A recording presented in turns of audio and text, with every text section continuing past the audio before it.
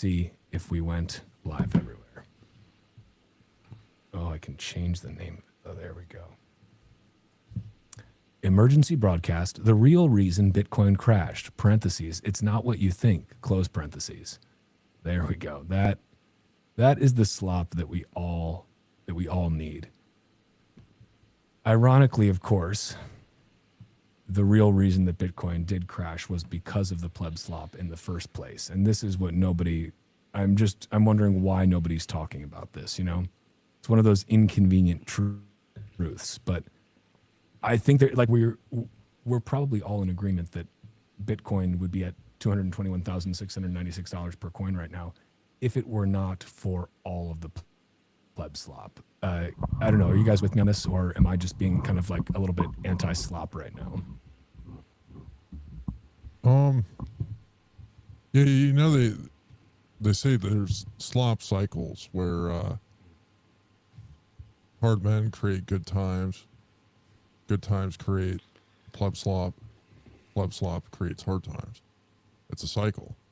It's inevitable. This is every Bitcoin cycle. I mean, it's just people like to point at the halvings for being the issue, but it's really just the slop gets out of control, get over leveraged on slop, system comes crashing down.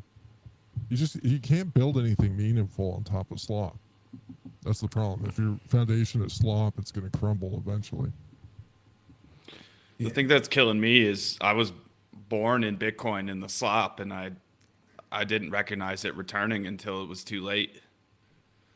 You live by the slop, you die by the slop, you know? It's like, I guess when you're a creature of the slop, it's like it is the air you breathe, it is the water you swim in. So how, you know, we can't really expect ourselves, like we don't have very good inbuilt defense mechanisms against the slop. We're just like this generation, right? We're not built to deal with this level of slop, like, and we just don't have those same natural defenses. I can't tell if Gen Z has better or worse natural defenses against pleb slop. What do you guys think? Like, I guess maybe let's start with this. Let's rank the generations from best defenses against pleb slop to like complete lack of defenses. And I'm gonna put it out there that the boomers have the least natural immunity to pleb slop. Are you guys with me on that at least? I don't know who has the most, but I know the boomers have the least immunity to it, I would say. I don't know. Disagreement. Yeah, I think it's a hard one. Well, I think, you know, one of the things that I've learned, and I would encourage younger people to go hang out with boomers, at least based ones, because it'll change your perspective a little bit. Because there's these guys that have been seeing how retarded everything is for a long time, and they've been fully aware of it. And it's kind of like that white pill moment where you're like, oh, wow, the boomers aren't all entirely retarded.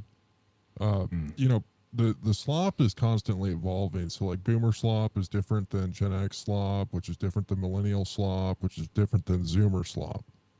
So every generation has their own unique slop. But, you know, there could be an argument that some of the younger generations, having dealt with more difficult times, you could say. But, you know, to be fair, like if you've read anything about history, the boomers have dealt with difficult times themselves.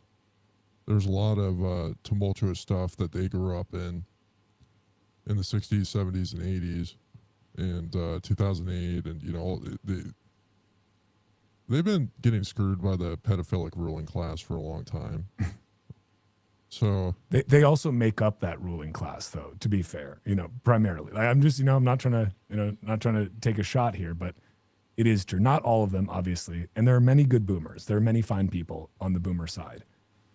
Yeah, another downside, like downvote for them. I totally hear what you're saying, Dick. Is I tend to hear that, at least from the boomers around me, which is pretty much my dad and his friends, that they would like to return to the time when everyone had the same slop and agreed on what slop was good slop, and are sad that everyone enjoys different slop today and they can't just slop along together. Yeah, I mean it's tough. I guess like I don't know how we return back to like the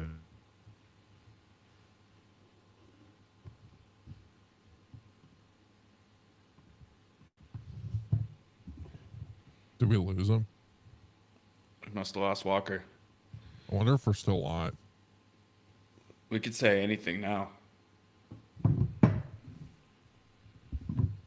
It's a lot of power when you're on YouTube.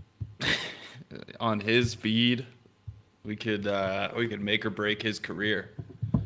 there is good pleb slop out there too. Maybe there is good pleb slop. But how do you sift through and find the pleb slop signal, if that's possible, amidst all the pleb slop noise? And I think that's really the challenge that our generation faces, being this kind of the bridge between the analog pleb slop and the digital pleb slop, which is it's a tough line to tread, really. No, you're right. We were raised on a different slop and had to learn firsthand, be the first people to try and learn this new age of slop, whereas Gen Z was born into it and has seen it their whole lives and has seen how we adjusted to it and how we dealt with it and learned from our mistakes. So, I would say that we had it the hardest, and no one else had it harder than us. And don't feel sorry for us because we figured out Bitcoin, but also feel sorry for us because we had it the hardest. Yeah, it's tough, right? And I think maybe every generation thinks that they've had the hardest slop to deal with, but just like objectively, the slop used to be just simpler, right? It was just purely simpler slop. It was easier to digest slop. It was like oatmeal textured slop. Even a baby could take it down. Now it's like, man, the slop has gotten more sophisticated. You've got all different levels of this pleb slop as well. Like you've got all sorts. I mean, the proliferation of AI generated pleb slop, I think, is really just kind of like a game changer, right? Because it just lowers the barrier to entry for somebody to create just low grade pleb slop, and that's where things I think get a little bit dicey, and we're seeing that play out right now in real time. I think it's exciting. The decentralization and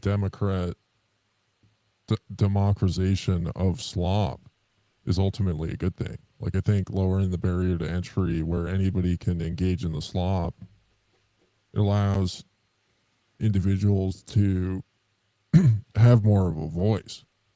But I think one of the challenges of what people don't realize is they're operating in these sandboxes where the slop is controlled, which is these social media platforms.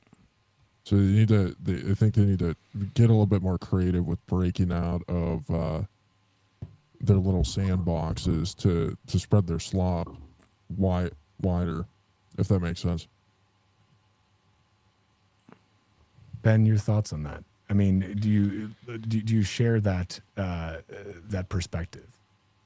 Well, I do think it's interesting that the newest craze on Nostr adoption has come out as a very anti-slop and especially anti-AI slop stance, where they're, if I'm not wrong, I think removing slop from their platform or from the Divine? feed.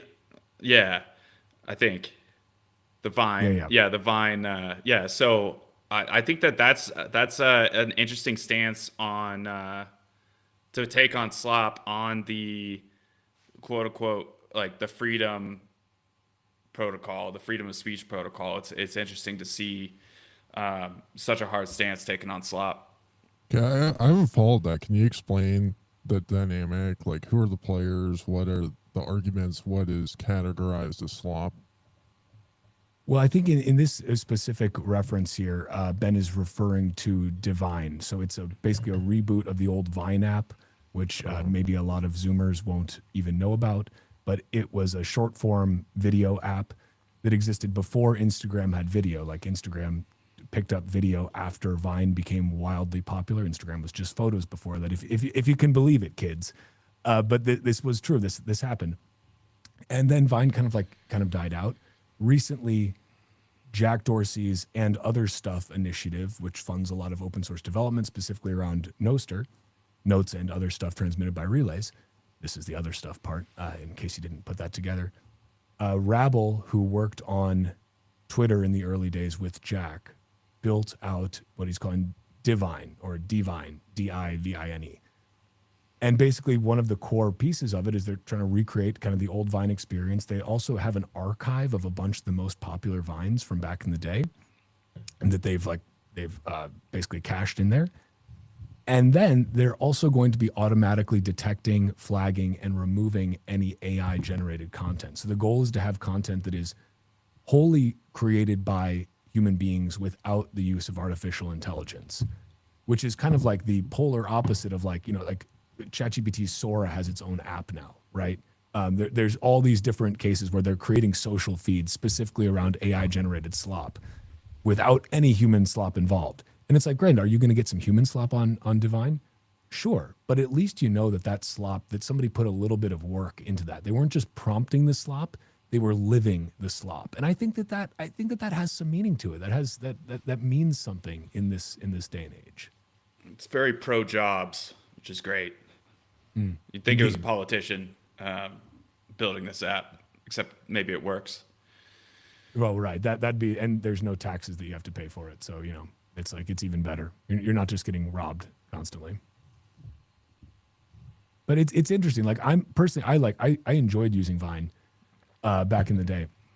I really did. And so like when I saw this coming out and it was like, we're not going to allow any sort of AI generated content on there at all. Like it's probably going to get more and more difficult from a moderation perspective, just as the AI generated content gets more and more, let's say slick. But I mean, hopefully there's enough markers that they can pull where they're able to actually keep it that way. I don't know. It's wild times. Who knows? Yeah, I have no idea like how they're actually picturing that, but it does seem like Nostr Video is the next frontier of what's being built on Nostr, which is really cool. I mean, it seems like Primal's really diving into that. And I don't know. I like the only social media I've ever really loved is Twitter, and then Twitter clones on Nostr. But I've been sucked into the slop vortex on Instagram and TikTok enough that my feet go numb when I'm taking a shit, that I know how powerful it is. So that's not good, dude. That's a surefire way to get yourself some hemorrhoids. Like you don't want to be doing that, man. You gotta get off that toilet. No. Delete the apps. I did that once. I deleted. I downloaded TikTok and then my feet went numb and I deleted the app that day because I knew the danger of hemorrhoids. I go see your local doctor. But I don't know. It seems like there was that TikTok band and for a while that brought a lot of people to Nostr, and if that Divine really takes off like the momentum it has, that's super cool to see. And slop or not, like if they're anti-slop, there's going to be a slop competitor, and that's going to that just brings more people to Nostr because everyone loves slop, and then there's the people who love rules. Yeah, I mean, I know that I think this blew up in a way that Rabble really did not anticipate. Like they maxed out the 10,000. Apple Test Flight has a 10,000 user limit on the test flight version, and they hit that limit very, very quickly. I think within a day or two of just putting this out publicly. And App Store, I mean, for anyone who's dealt with the Apple App Store, it is just a pain in the ass. It's a very opaque process in terms of that review process. And so I know that I think it's still in review. I don't think it's actually gotten pushed live.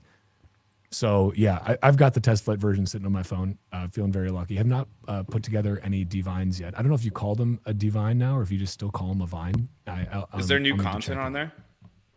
There is. I mean, again, I've only spent I literally just downloaded it right before the test flight closed apparently. So I've not spent enough time on there yet. I've been too busy podcasting in the long form. But I think it's going to be a nice way to really break up, make the shortest form Bitcoin podcasts possible. I think you probably only get, I think it's 7 seconds was the original Vine. So that's a very short podcast, but still a podcast. I think it can be with the right content.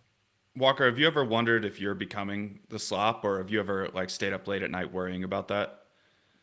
I think about this often. My thesis around this is that if I embrace the slop in a satirical and over the top way, for instance, calling this particular stream what did I call it? Emergency broadcast, the real reason Bitcoin crashed. It's not what you think.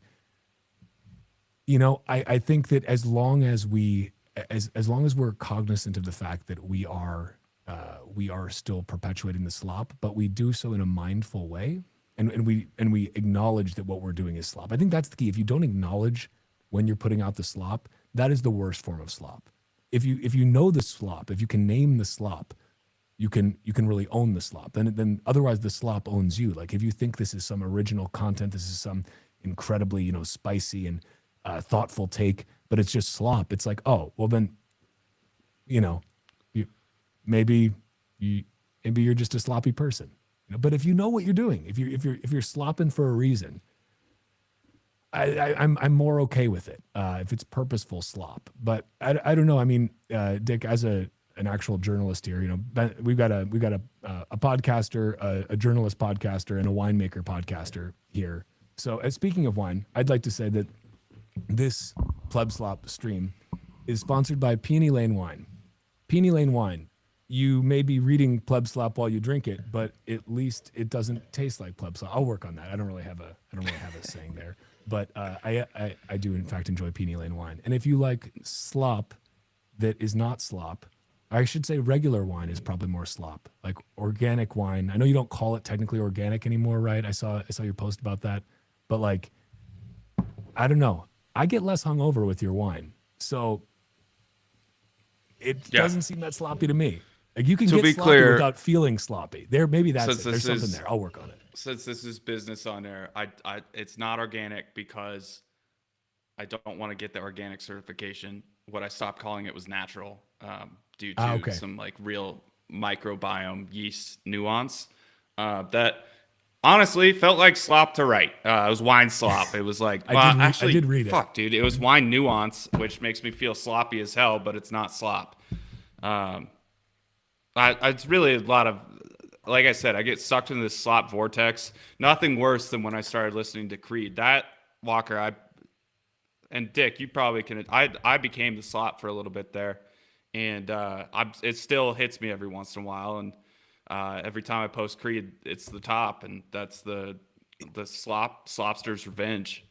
Okay, let's talk about this though, because Dick and I have talked about this before. That like your average Christian rock that you hear on the radio, if you are driving through Utah or something, and it's like every station is that like, and you're like, okay, well, guess that's why I don't listen to the radio anymore. That is like the most formulaic kind of musical slop you can get to. Now, Creed, while they may be, some would categorize them as a Christian band, I don't view them as slop. Like they're, if you're one of the first to do it and you do so in a meaningful way, is it slop, or are the derivatives that are created after that, is that what the real slop is? Like, Dick, I'd love your take on this. Oh, that's a good question. I don't know. I think I need to think about that a little bit more. It's all very nuanced, and slop to one person isn't slop to another person. But yeah, it's I don't know. I like Creed. There, I said it. Live on air. Creed absolutely became slop, but it was all about context, right? If you're listening to Creed while watching the Bitcoin chart, you were slopping. But if you're just listening to Creed, I think you're good. And when you listen to like Nickelback for a little bit, and then you switch to Creed, and then you switch back to Nickelback, and you start listening to what they're talking about, I don't know. I started feeling gross listening to Nickelback after switching to Creed. And I feel like that's kind of just, at that time, my only vocabulary was shitcoining versus Bitcoining, but, it could be slopping versus not slopping. Is there a word, Dick, for the opposite of slop? I haven't come up with it, but I would explain it as like just having some semblance of depth and meaning and being grounded in I mean you kind of look at like slop isn't all bad. You can like some slop, but you look at like the difference between Madex and Asanoa Gold. Asanoa Gold does the pleb slop trading cards, It's just is pure slop. It's got Corey as the most valuable Bitcoiner. You know, it's just every single like podconf buzzword and personality that is just spewing slop. Like they're all about it. You know, and his art's pretty cool, I would say. But it just doesn't have the same like depth as like a Madex art. Madex charges a lot of money, and he can charge a lot of money. He should charge a lot of money because it puts a ton of time into his artwork. And it's very good too. It's not just like he puts a bunch of time into mediocre stuff. Like it's legitimately compelling art. And so I think Asano Gold probably put some time into his art too, but it's just you can kind of tell the difference between the two. And I think individuals like there are individuals that will never really master their craft and be the best at what they're doing. It doesn't mean that they suck. They might put out some cool stuff. But you look at something that's like a complete masterpiece. There's individuals that are exceptional at whatever their craft is, whether it's music or art or podcasting and interviewing. Like, we all like to pick on Peter McCormick, but he is a good interviewer, and not only is he a good interviewer, he's a good marketer. He's a good businessman, and all of those things coming together, make him a really good podcaster at the end of the day. I would argue, even though I vehemently disagree with him, and I think his British accent is stupid and he should learn how to speak American. Like, I think he is the greatest of all time. Like, he's the Michael Jordan of Bitcoin podcasting, but like when you look at Michael Jordan, that guy, is really legit, but he was kind of a complete psychopath. You know what I mean? And I think sometimes you kind of have to be a complete psychopath to like really master your craft, like Peter has. Do you think his British accent's real, or do you think he's been faking it this whole time? Like, what I if think he's it's actually real. an undercover American? You think, okay, maybe. A jury's still out in my book, but I mean, how would you ever know? Yeah. What were you going to say, Ben? Well, I will say, for the metaphor of all podcasters, he's the only one that came with a Scottie Pippen. But Danny's the Scottie Pippen. I get it. I get the I would sports say reference. Danny is doing well on his own. Whereas when Michael left at the top of his game, just like Peter McCormick did, Scottie couldn't bring the Bulls to the finals. And I don't know. I would say maybe Danny does not bring in Bitcoin to the finals, just given how little we've pumped since he came on. But he's got a chance to go on a great run next year. Is it Danny's fault maybe that we're not? Is Danny the real reason that Bitcoin's crashing?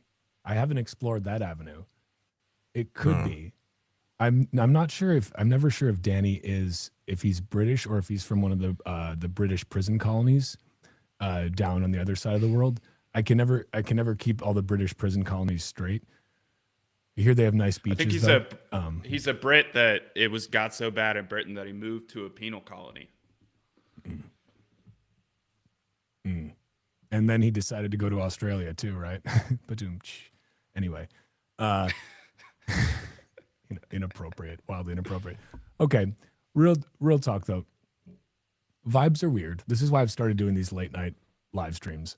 Also because wife is away right now, so it's like, what are you gonna do? Well, you're gonna Bitcoin podcast / live stream. Like it's what a man is compelled to do. And the vibes are strange. Like, I don't know what the fiat cuckbuck price is right now. Let's see. It's like 92,000 infinitely printable fiat cuckbucks per Bitcoin. it feels to me, and I've said this to a number of people now, it feels to me that this is going to be one of those times that people look back on like the COVID crash, being like, man, I should have sold that other kidney. Why did I still have chairs? Should have backed up the truck as much as I could. And meanwhile, it feels like for a lot of our fellow plebs are getting like psyoped into somehow being bearish, while the institutions and nation states are gobbling up sats that could be going into those plebs' cold storage.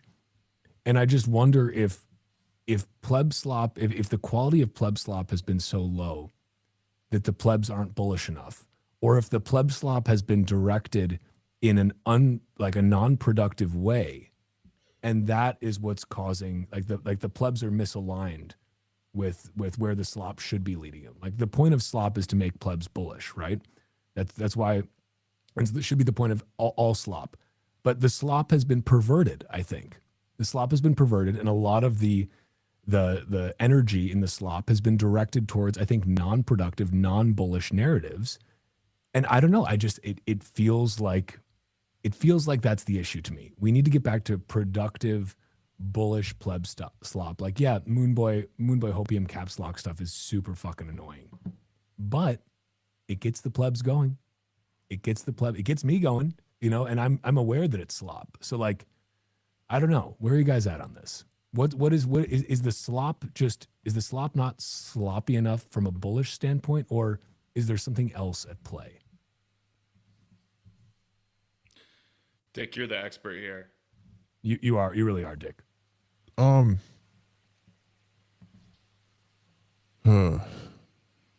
It's a loaded question, I know. Yeah, I don't know. I mean, I think it's important. I went on a rant about this last night on my stream. I've been on this kind of journey of crafting this narrative for a while that the plebs don't matter. There's kind of similar ideas that Svetsky was talking about last cycle. And I think it like one of the things that's really important is just self-awareness. I don't like the slop personally. Like it just doesn't it doesn't do it for me. It doesn't get me excited, and I think part of the reason is because I'm not a pleb.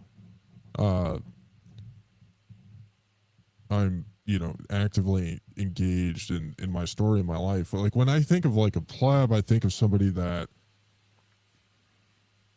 just isn't an active participant. Like some people may call it NPCs, but I'm not talking about I'm talking about the actual definition. I think people have tried to, take the term pleb and they try to self-identify and say like, hey, I'm just like a normal person. Like I'm not part of the elite ruling class or a power player. I'm just like a normal person that's interested in this technology. Which I think is, using the term pleb is kind of lame because it's synonymous with loser, which a lot of these individuals that refer to themselves as plebs are not losers. A lot of them are, to be fair. But a lot of individuals that refer to themselves as plebs, are active participants in their lives, or using their brains, or trying to better themselves and, build things and pursue a sense of meaning and purpose. And like Bitcoin is a role in that, of allowing them to do that, which gets them excited about it. But I think referring to yourself as a pleb, if you're an active participant in your life story, it doesn't make a whole lot of sense. Like the plebs are the ones that are sitting there slopping up the Rizzo slop, repeating everything that they hear Larry Lepard say. And don't you slander Larry's name on here. I narrated his book and I won't stand for it. I just got to let you know, because Larry's is honest slop. It's honest slop because he is a boomer. This is the thing. I don't think this goes back to the original thesis, and I'm sorry to interrupt, but I got to here. I think that if you're not aware, like, I don't know, if you're a boomer and you're putting some of this stuff out and you're pro Bitcoin, I'm willing to let some of the slop slide. And Larry's version of slop is like the one, go fuck your mother, asshole, when he hears like something really stupid from like some other like boomer economist, And so like that to me, like telling somebody like, listen, you little shitbag, like go fuck yourself. That to me is like anti-slop. Like that's a way of kind of neutralizing slop.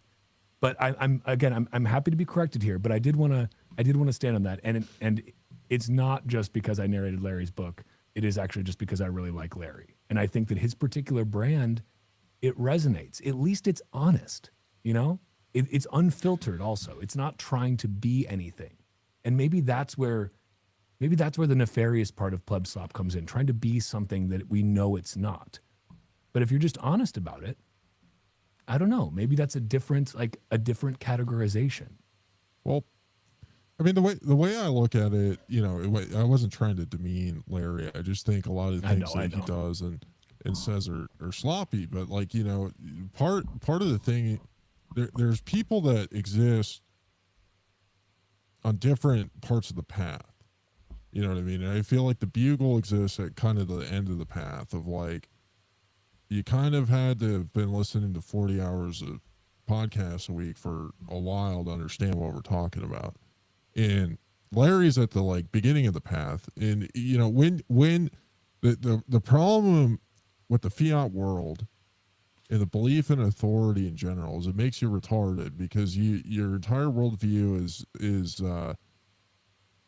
essentially having reality dictated to you by people that don't have your self-interest in mind. And so when you're bought into that system and being manipulated, it makes you retarded. And so you come into this idea of Bitcoin as a retard. And you need the slop to kind of to meet you, because if somebody just starts like explaining Merkle trees to you, I'm like having flashbacks to coming into Bitcoin. The way you're just connecting so many dots, Dick. Like I needed the slop to get started. I needed the slop I needed to get high on some hopium. I needed to crash on the hopium withdrawal in the bear market. And through the bear market, I started muting the slop. And it's kind of just a cycle of everything. And you're just like, I didn't think about this. You're just clarifying the history of my life in Bitcoin, Dick. And I'm sorry to cut you off. You're just it's just clicking for me. Yeah, I mean it's like the Bitcoin standard is slop, but it's like effective slop. Like it's slop that got a lot of people started off, but like once you learn a lot more and get more context on the nuances of the way the world works, you kind of look back retrospectively and you're just like, oh yeah, that's just like buzzword after buzzword after buzzword. And maybe your taste change, but I think like the so I don't know about the I mean, I guess like the bullish pleb slop that you're talking about is like trying to attract new people.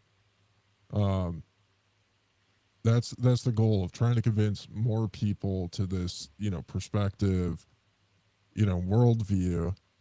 And like I really believe in trying to craft like compelling stories and narratives. Like that's one of my passions. And the slop can be done in a compelling way that gets people excited, and I think it's more. I think I would align with what you're describing, which is,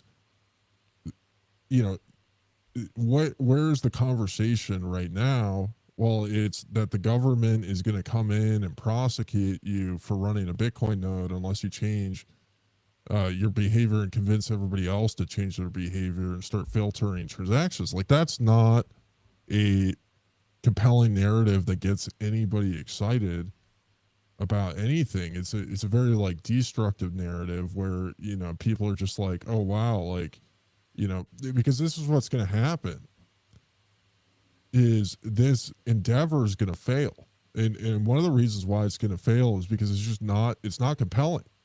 Like if you're out there and you're trying to form Bitcoin consensus, you have to convince a lot of players to come to your perspective and come into alignment with what you're trying to propagate. And these guys that are promoting this agenda have attacked literally everybody else. They've gone out and they've told every mining pool that they're a bad actor. All their competitors. They have told all these other industry participants that they are bad actors. They have not made friends, and they're not going to be successful as a result of that. And whipping up a pleb frenzy of scared people that think that, you know, the government's going to come in and prosecute them for running a Bitcoin node they're not interacting with anybody that matters, that pulls any weight. You know, if all you do is listen to Bitcoin podcasts with Bitcoin Mechanic and then go and you know, buy Bitcoin on Strike or whichever KYC Bitcoin exchange, and you withdraw it onto your hardware wallet of choice, if that's all you do, and then you just yell about how Gloria is like a leftist on Twitter, that's your contribution to the world. You don't matter.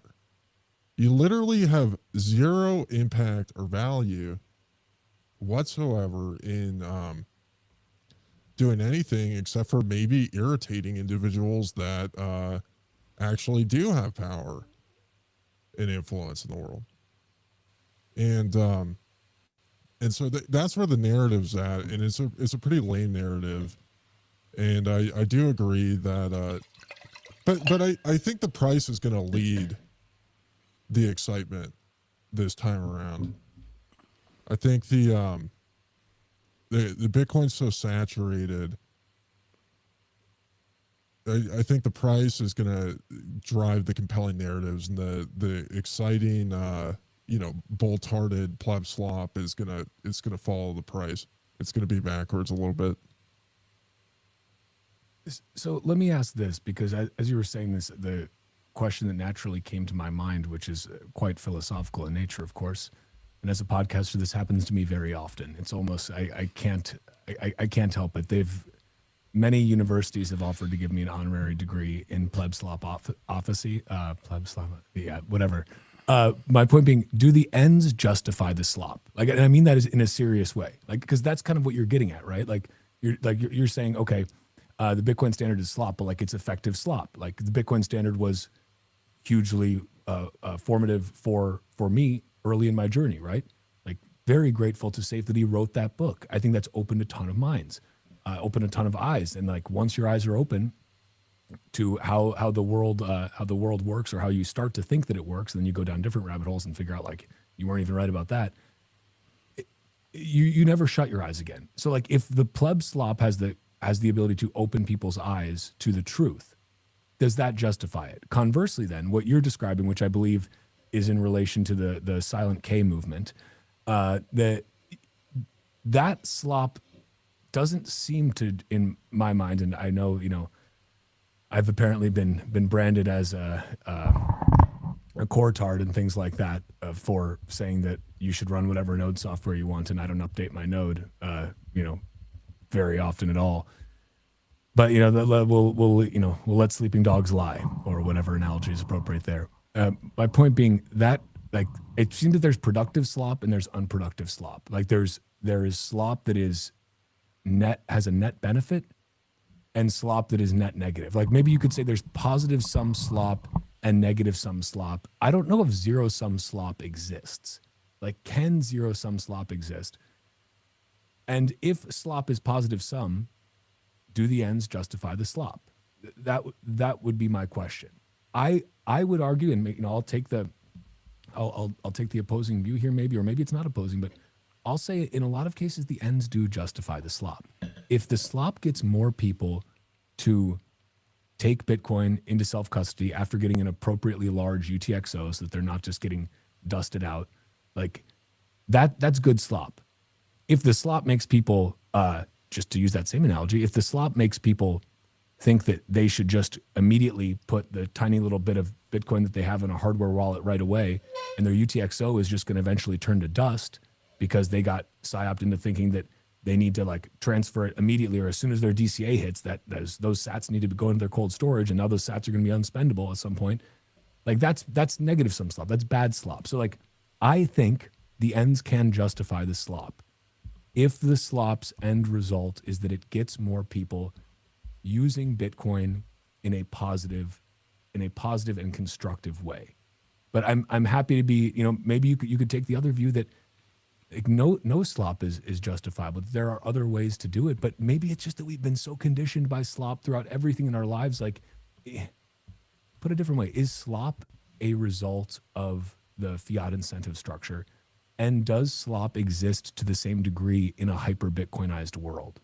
I've asked a lot of questions there, so I'll shut up for a second. But I don't know. I'm just glad we're exploring this because I want to say, Dick, to you and Rod, the creation of pleb slop, the naming of the beast, I think will go down as one of the most impactful mimetic movements that Bitcoin will see this decade. Maybe ever, right? Because it's forced. It's really forced a reckoning, I think. And it's forced a self-evaluation by purveyors of slop. And if you don't evaluate yourself, if you don't critically look and judge this through this slop lens, I don't know if you can ever actually get closer to truth. So I'll pause there for a moment. I'll have another sip of my delicious Peony Lane wine made by Ben Justman here, winemaker and podcaster extraordinaire. This is a value for Vino. This is a value for Vino stream also, just so everybody knows. So I do have a financial interest in this in the sense that I'm drinking Ben's wine that he gave me. So I just want to, my lawyer wanted me to just say that disclaimer. So I'll stop there now. Discuss. Before we wrap up the stream, I want to know, I want to talk about your question, but I've got a great pleb slop pickup line featuring Peony Lane. Okay. I'm just gonna add a little. I'm gonna add a note to the side here so that we make sure that we hit that because we do need to. Yeah. Do the ends justify the means? I mean, I think this is. I think it's really important to live with integrity and to not intentionally mislead people and to lie to people. So I think, when you believe something that's true and you've done work to understand it, like one of the ways that you avoid getting deranged is you constantly question yourself and your motives. Like you look in the mirror and you try to accurately evaluate yourself, and you have other people around you to give you feedback as to what you're doing. People that you trust, people that you respect, people that have what you want in your life to keep you in check and make sure you don't, go off the deep end. And like when they give you feedback that might be uncomfortable, it's important to really like take it to heart instead of, just being like, oh, you disagreed with me, so therefore you're an idiot. Like, really like trying to evaluate it. And question, you might disagree with them, but you spend the process of thinking that. And so I think this pursuit of truth is important in general. And I think we can all get, off the map a little bit, but like, I think like, this having an end goal and trying to intentionally mislead people into getting to that end goal is problematic. And we're experiencing this right now of like, universally across the world, individuals have been a part of people trying to mislead them in a certain direction. We're dealing with the consequences right now. There's blowback from it. And part of the reason why I don't particularly like to partake in the slop is it it sets me back. Like I could have a lot further reach, but it's just not my intention. Is to like really get a lot of validation from the plebs or whatever. Like I just want to say what I think is important and tell compelling stories. Like that's my goal. Like I just enjoy the process, of crafting these stories. Like it's just it's a fun thing to do, and like it feels really good when people respond to it and see it is validating. But like I just don't really care about like a broader acceptance of like attempting to like get it launched on the PodConf tour, whatever. But so I think that's the key, is just like you can slop, but don't lie, and don't just and I think have that process of critical evaluation, because like when you're intentionally trying to mislead people, I think it's just a general disrespect for other people. And I think people might find, they might accuse me of being disrespectful because I, could be a little bit sharp with criticism sometimes. But I don't think the criticism is necessarily disrespectful. I just think it's like I try to be truthful with it. And oftentimes I'll criticize people, but I'll also, share what I do like about them. It's not like this person is entirely bad. But I think, a lot of the problems, because you look at the way that discourse happens, generally from what I've seen, is a lot of people spend a lot of time trying to worry about what other people think and how they live. And what should be done. Like drugs should be illegal because somebody's going to do it and not take care of their family, or the law should be set in place because we need to take care of these people. And it's kind of a stupid waste of energy to spend a bunch of time. In like the Bitcoin ecosystem does this a lot, where they're like, we need to fix the money so that we can fix the world. We need to fix the incentives. And make everything better for, the fiat idiots who, don't listen to Bitcoin podcasts and read the Bitcoin Standard and use the language that we use. The reality is like, I think, you have to think for yourself and focus on your own life, your own success, the things that you control. And believing that other people have the capacity to do that is having an attitude of respect for other individuals, and not having this, very arrogant perspective of like, I have the power to make decisions over other people's lives, through these policies or, whatever, like being a control over other people. And I really think it's through the empowerment and inspiring. Like one of the ways that you empower people is you inspire them. And I think if you inspire other individuals to think for themselves, mostly by being an example, start pursuing things that are important to them instead of being a slave to the system, just surrendering their mind to, thought leaders or gurus or leader, whatever it is. That's really where the change happens. And I think oftentimes just the emphasis, because the problem with the slop, you need something beyond the slop that's compelling. Like the slop is what brings people in, but you need something to keep people compelled, interested, engaged. And like if this ecosystem and these ideologies, which a lot of us believe in, this idea of separating money and state and kind of libertarian-ish. Libertarian is such a dirty word. It's been ruined by those retards in politics, but just this idea of liberty in general, if those are or compelling narratives, like you need, because like what I've seen this happen over and over again, where people will come in, they'll be all excited about these things, and then they'll kind of get tired of the slop.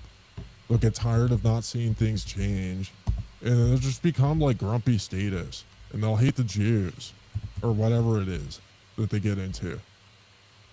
And that's all resulting from a lack of compelling, storytelling and stuff to keep people engaged. Because it's just like, there's more to life than just, buying Bitcoin and waiting for the world to fall apart. Like that'll only keep you entertained for a couple of years. You know what I mean? Like you need something beyond that. And I think that's where I get frustrated, and what I think is missing in this ecosystem in general. I think it's missing in a lot of different areas of the world. And so like one of my quests is to really go find these individuals that are creating compelling stories and really trying to like promote them and work with them. So I mean I just don't think like if you teach somebody to not be retarded, like the slop just doesn't hit the same. You know what I mean? You need something beyond that. Ben, where are you at with this? Because I think that that's fair. The problem is that there's a lot of retards out there, and we can all have these tendencies, of course. But it's like the meme of that one guy who's probably not a great dude, or something. I'm sure there's lots of reasons that we shouldn't quote a guy like that. But he did cut, the kind of Arab-looking guy with the big old beard who's like, problem with democracy is like it's like the people are retarded.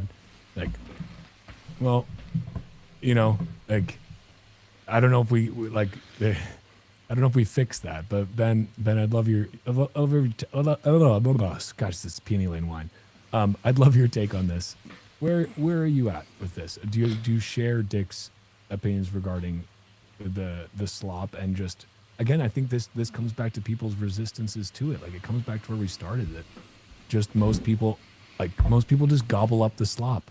Like that's why I've been putting that one weird pig that got memed with Sydney Sweeney, and then put into a Lex Friedman suit. That's why I've been putting him as the thumbnail for all these live streams. Because to me, that pig is like really just a perfectly emblematic. So for some reason, it just feels like sloppy. Like that pig just gobbles up slop. It. But Ben, where are you at? Well, first I want to just give a shout out to Dick Greaser's integrity. Journalistic integrity came to mind a lot, but especially the word integrity with a lot of that. That was like I'm not joking. That just really hit me as well said. And I think in kind of the context of what we're talking about, it makes me think about, yeah, sure, this arc of our journey where you kind of need something mimetic, you need something stupid or whatever to just pierce your barrier in the way you think about the world and get you interested. And you're probably going to get high off that for a little bit until you start really diving deep, especially, into Bitcoin especially. And when we're talking about like existence on Twitter, posting on Twitter and what you like do and value there, I think it becomes, everyone has different incentives. Everyone's trying to build different things. Some people just want dopamine hits. Some people just want to fuck around and say whatever the hell they want. Some people are looking to like build a following, build connections, just actually learn things, whatever. And I think the amount of pleb slop you get and the nuance within that kind of starts to tell you like what someone's actually looking for. And Twitter, Nostr, whatever is just like it's one side of a person. But in thinking about it, like for myself, like I got sucked into pleb slop and couldn't get enough of it. And pleb slop changed my life. But I would say I've grown out of it. And the last time I really was pleb slop, it was kind of euphoric. It was a coming of age. It was getting above my cost basis and feeling finally like the weight lifted off my shoulders of being down in the bear market for so long. That I don't know, I haven't felt that euphoria since, and I haven't really pleb slopped that hard since. But I think there's a lot of wanting for engagement, and then there's a lot of also wanting deeper connections. And I find the deeper connections don't really scale as far as social media goes. They don't really scale as far as response goes, and so they get muted out. And you have to really curate your feed to find them and to find those people.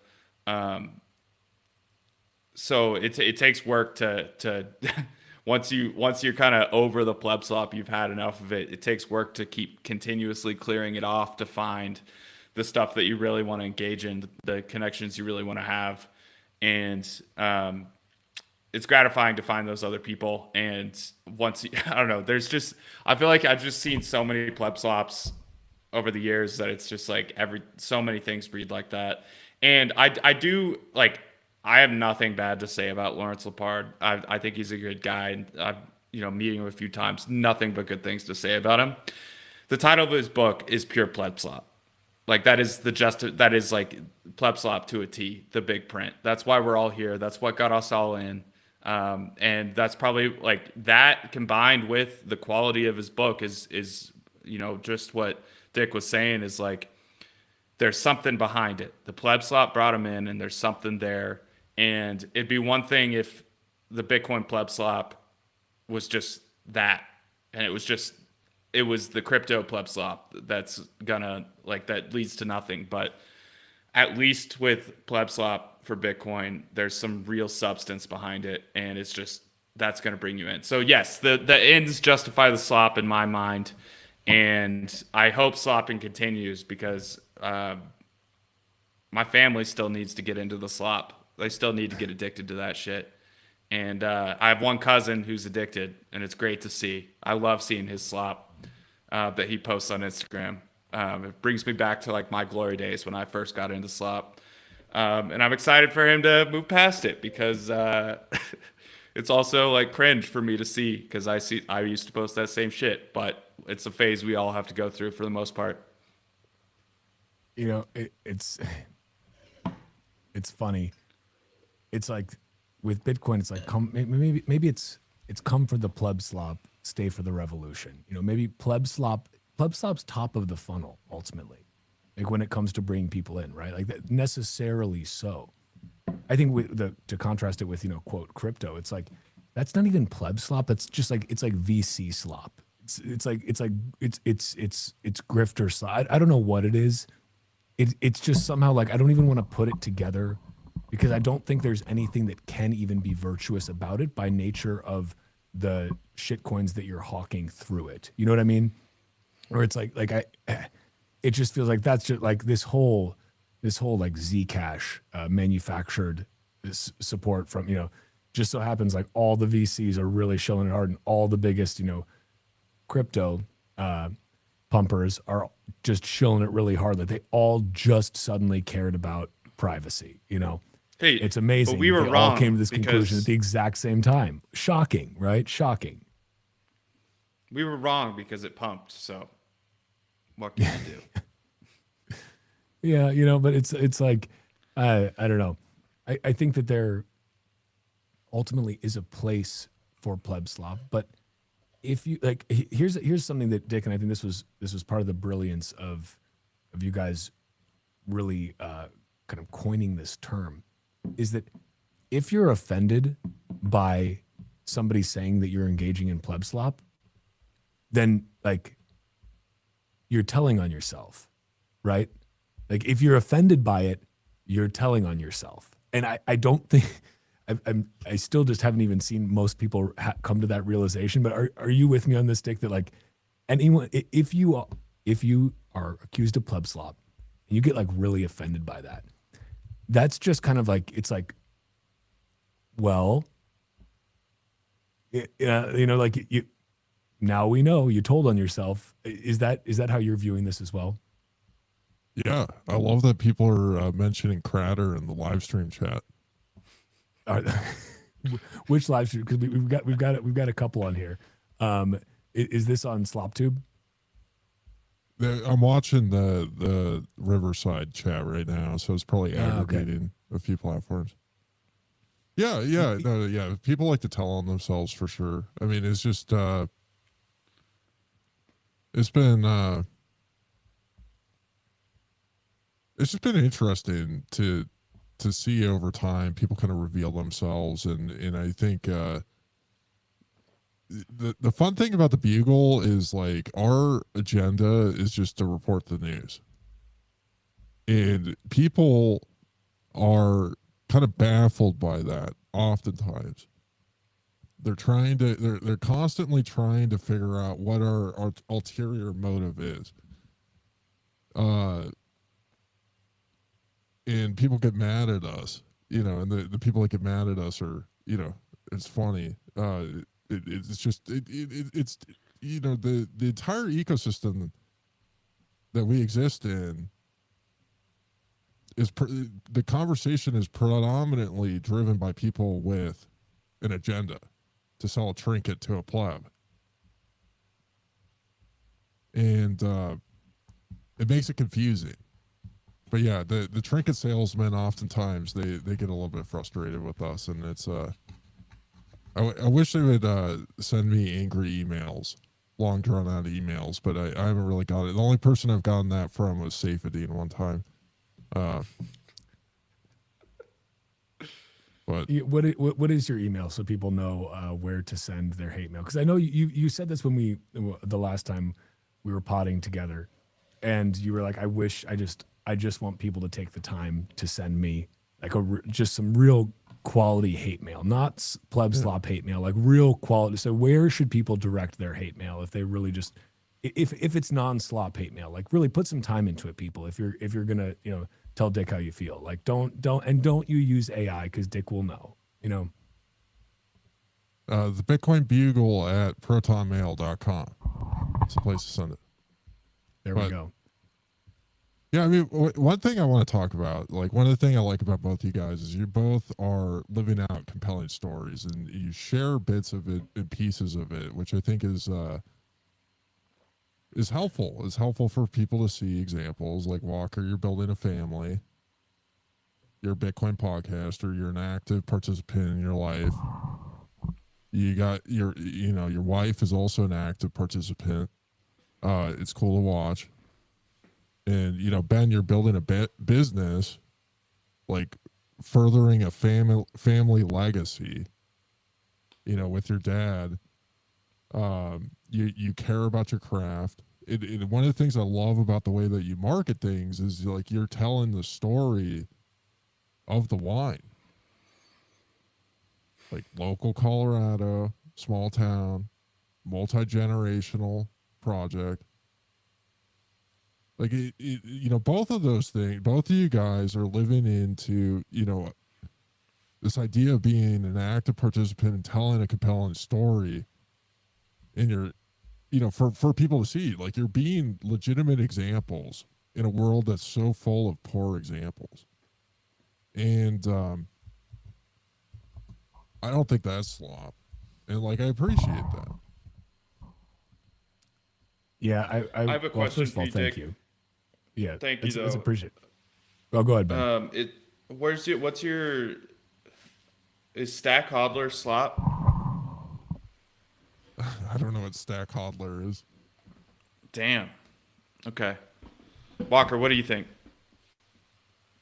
I find his I enjoy his posts. I will say, and like I've reached out to him before, being like, hey, because he tends to cut through a lot of the bullshit sentiment at times. Recently, I've noticed, and Stack, if you're listening to this, like I mean this with the utmost respect, I've noticed a little bit of a twinge of slop in there. It feels a little bit less pure than what it used to be, which I think was really honestly pure signal and cutting through the rest of the slop. It was the signal amidst the noise of slop. Now I don't know if it's just a sign of the times. I don't know what it is, but I don't know personally. generally like his posts, both like, liking them, like, hey, that's nice, and also like, smashing that like button. But yeah, that's a fine line. I would say that would be just sometimes just on the verge.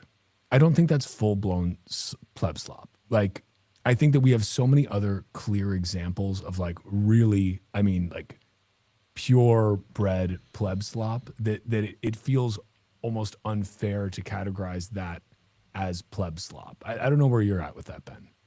Well, I would say the worst thing you could say about it is it's the thing that's going to wean you off pleb slop. Yeah. It's like methadone. Exactly. No, like that's the thing. Like at least it's well thought out. It's original. It's not, because that's the thing. So much pleb slop is just formulaic, right? It's easily like that's the whole point of it. It's like it's just, and at least I feel like when I was getting into Bitcoin, back in my day, during the depths of COVID insanity, I feel like the slop was somehow, I mean, maybe everybody says this. Everybody says, back in my day, we had real pleb slop, not this, whatever generic version, Walmart brand pleb slop. It just felt like the pleb slop was better, and maybe everybody says that. But now it's just like, and again, the vibes have just been weird. Like, it's just been weird that we've got this cohort of people who are definitely not comprised of a lot of bots and feds. They're all actual people who just happen to hold really tenuous grips on reality, I think, which is honestly more sad. But I respect their right to believe whatever they want and to believe in the efficacy of whatever they want. I support their right to identify as a silent K. But it's just so like low grade. Like, it's just like really like, yeah, I don't know, like just rough. Just like, it's really rough slop. It's like you wouldn't even feed this slop to pigs. I wouldn't even feed it to the Eastern European Lex Friedman dressed pleb slop pig that I have in this thumbnail, because the pig would turn up his nose at this slop. Like, it's just like, but somehow it's working. Like, somehow it's like, it's convincing people that this is the righteous path. And that's what's crazy to me. It's like, have we fallen so far that we are convinced, we are made to believe we are on the cause of the righteous and the just, and the true, that we're on the mission with this low quality of slop? Like, not many things make me lose hope, but boy, that's one of them that starts to get me there. It's like, boy, what's that thing? It's like I care not for your booze. Like, I've seen what makes you cheer. That thing, it's kind of like that. Like, man, just low grade. Like do better. If you're gonna slop, at least do better. Like, at least put in some effort to your slop. Stop with your overly wordy memes that aren't funny at all. Like, if your memes aren't funny, you're probably on the wrong side of things. Generally, that's a good, for me, that's always a good barometer. It's like, if your memes suck, it generally means you don't have the truth on your side. If you have to have too many words in your memes, it probably means, well, one, it's obviously not funny, because like, you shouldn't need very many words, right? Unless it's like a meta meme where that's like the whole point. Sidebar. But like, if your memes suck, you're probably not on the quote right side. But also, even dividing it into sides it's creating a false dichotomy right there. Like, the whole sides thing, like us versus them within this Bitcoiner space, is already slop. Like, that's already slop. So here I go, and now who am I to say? Like, here I am falling into slop traps by doing an us versus them, because it isn't an us versus them. If you have the same consensus rules as me, we're Bitcoiners. And if you don't, okay, like, you can feel free to fork right off. And I also just don't care what you do. I'm just saying, like, do whatever you want. I don't fucking care. Just have better memes, at least. Have a little bit of integrity with your memes. Put in a little bit more thought. And if you can't make your memes good, then maybe you just need to reevaluate your position. Because like, the memes are essentially a way to distill truth into easily digestible, easily spreadable formats. That's what a meme is. That's why everyone says the left can't meme. And it's true, like the left's memes generally just suck because they don't have truth on their side. Like communists can't meme. They can't. Like, you ever seen a communist that could meme? Have you ever seen a good communist meme?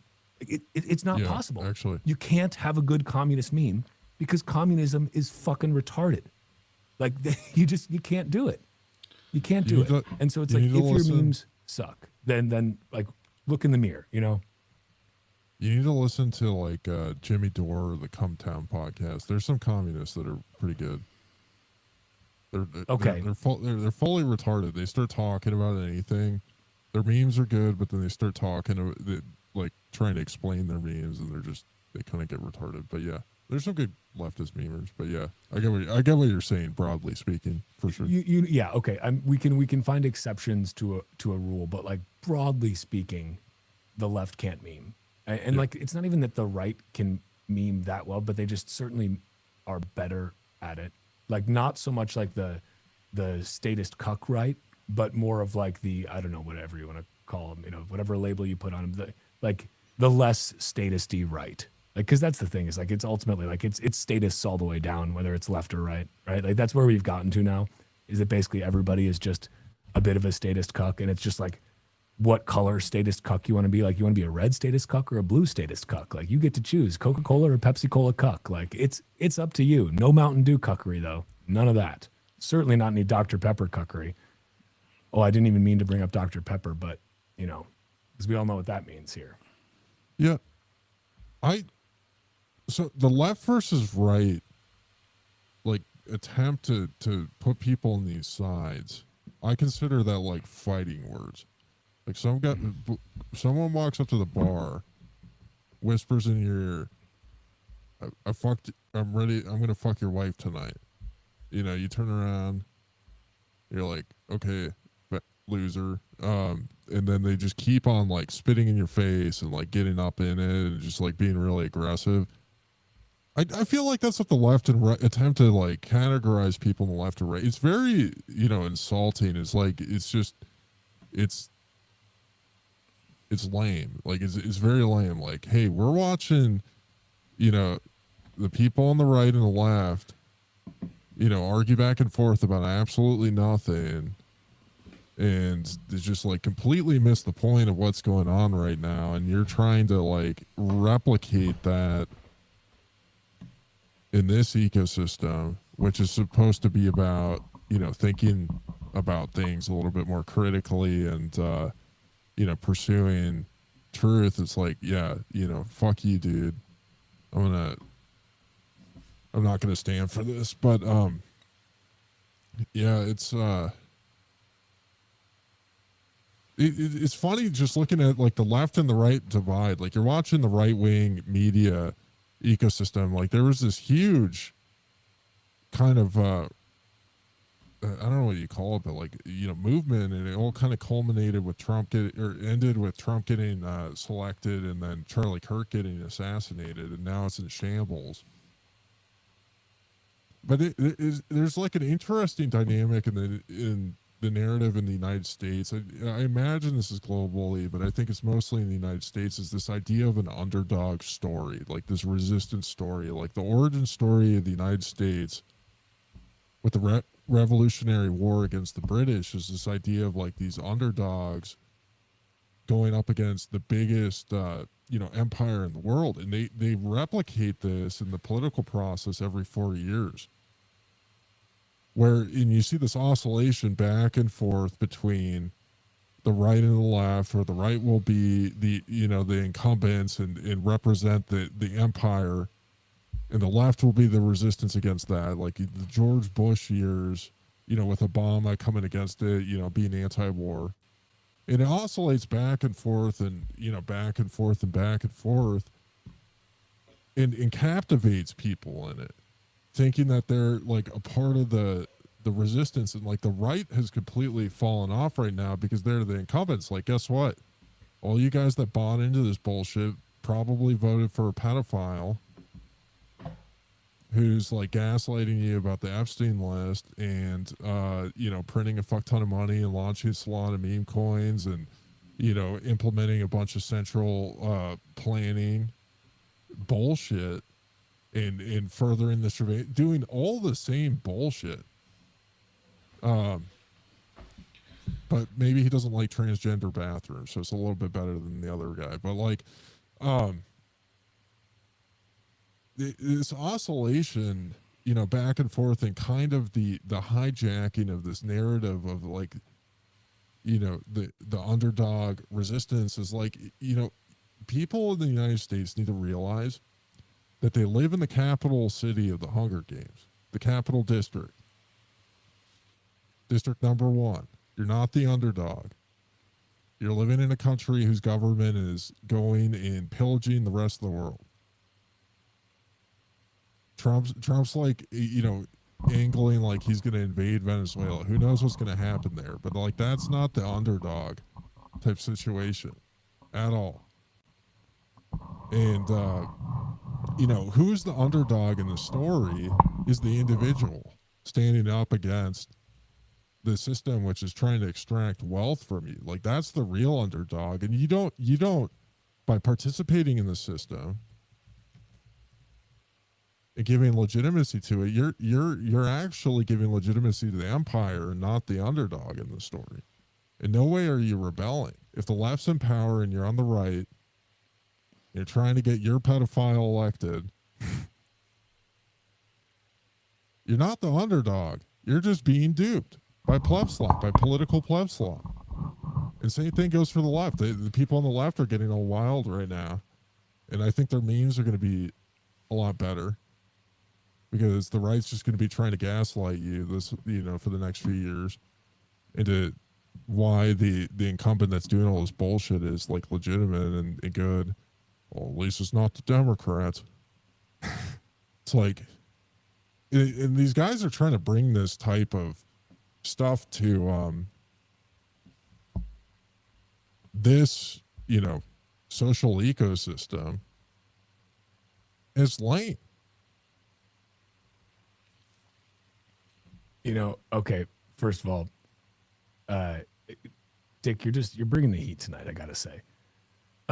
Second of all, I think political slop is like quite possibly the worst type of slop, right? Because it's just the most disingenuous. Like, because the ultimate goal of that slop, like at least the ultimate goal, hopefully, of most, hopefully, Bitcoin pleb slop is to get more people onboarded into Bitcoin. That's at least a righteous goal, right? That's a noble pursuit.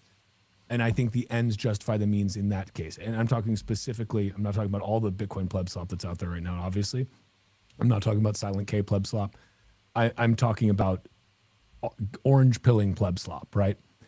That's at least noble. Political pleb slop, it's like you're just slopping to try and convince people to vote for your side, because like that is just the different side of like the same coin ultimately. It's just like, oh, okay, like who's going to steal more from me? Who's going to grow the government a little bit less or a little bit more, depending on what I like? Because they're both growing the government. Like, it doesn't matter. Who's going to print like a little bit more or a little bit less money? Who's going to give me more free shit? Who's going to send me another stimmy check? Who's going to, forgive my student loans? Like, who give me more free shit? It's like the meme, put it there. It's like, who's going to give me more shit? That's ultimately what political slop is catering towards. And it's just ultimately like, it's just kind of gross. And something you were saying though, Dick, it made me think, because I was saying, I made the statement, the left can't meme. And that's obviously right-wing pleb slop also, like just that statement, inherent. Like if we look at the meta slop.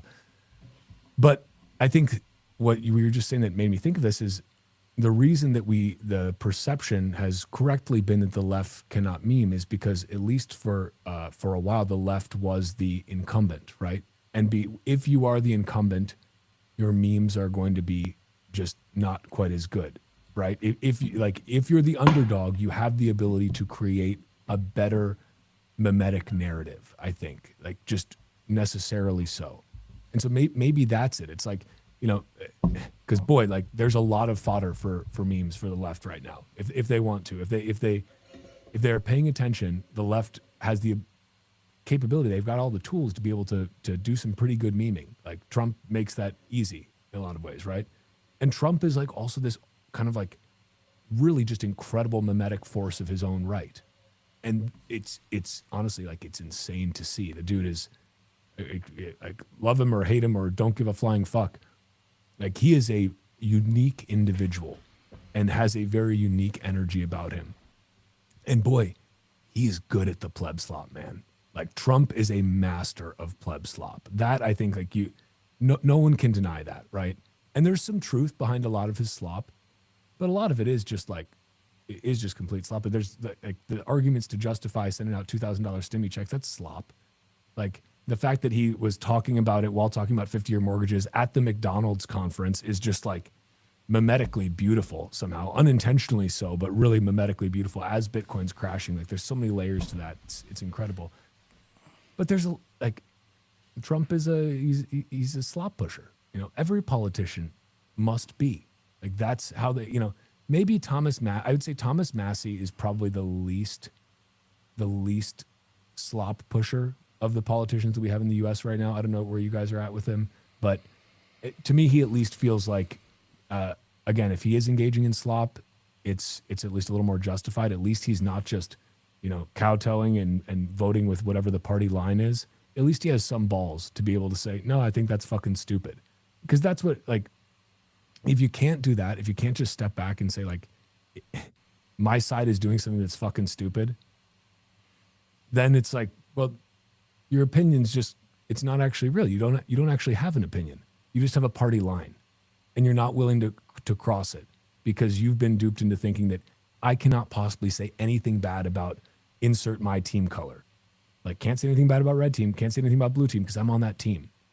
Those that can, when they're perceived, like if you can say bad things about red team when you're perceived as being on the red team, if you can say bad things about blue team when they do stupid stuff, when you're perceived as being in the blue team, I'll at least have a little bit of respect for you because I know that you're at least trying to tell the truth and you're not just kind of willfully going along with the party line of whatever the pleb slop du jour happens to be.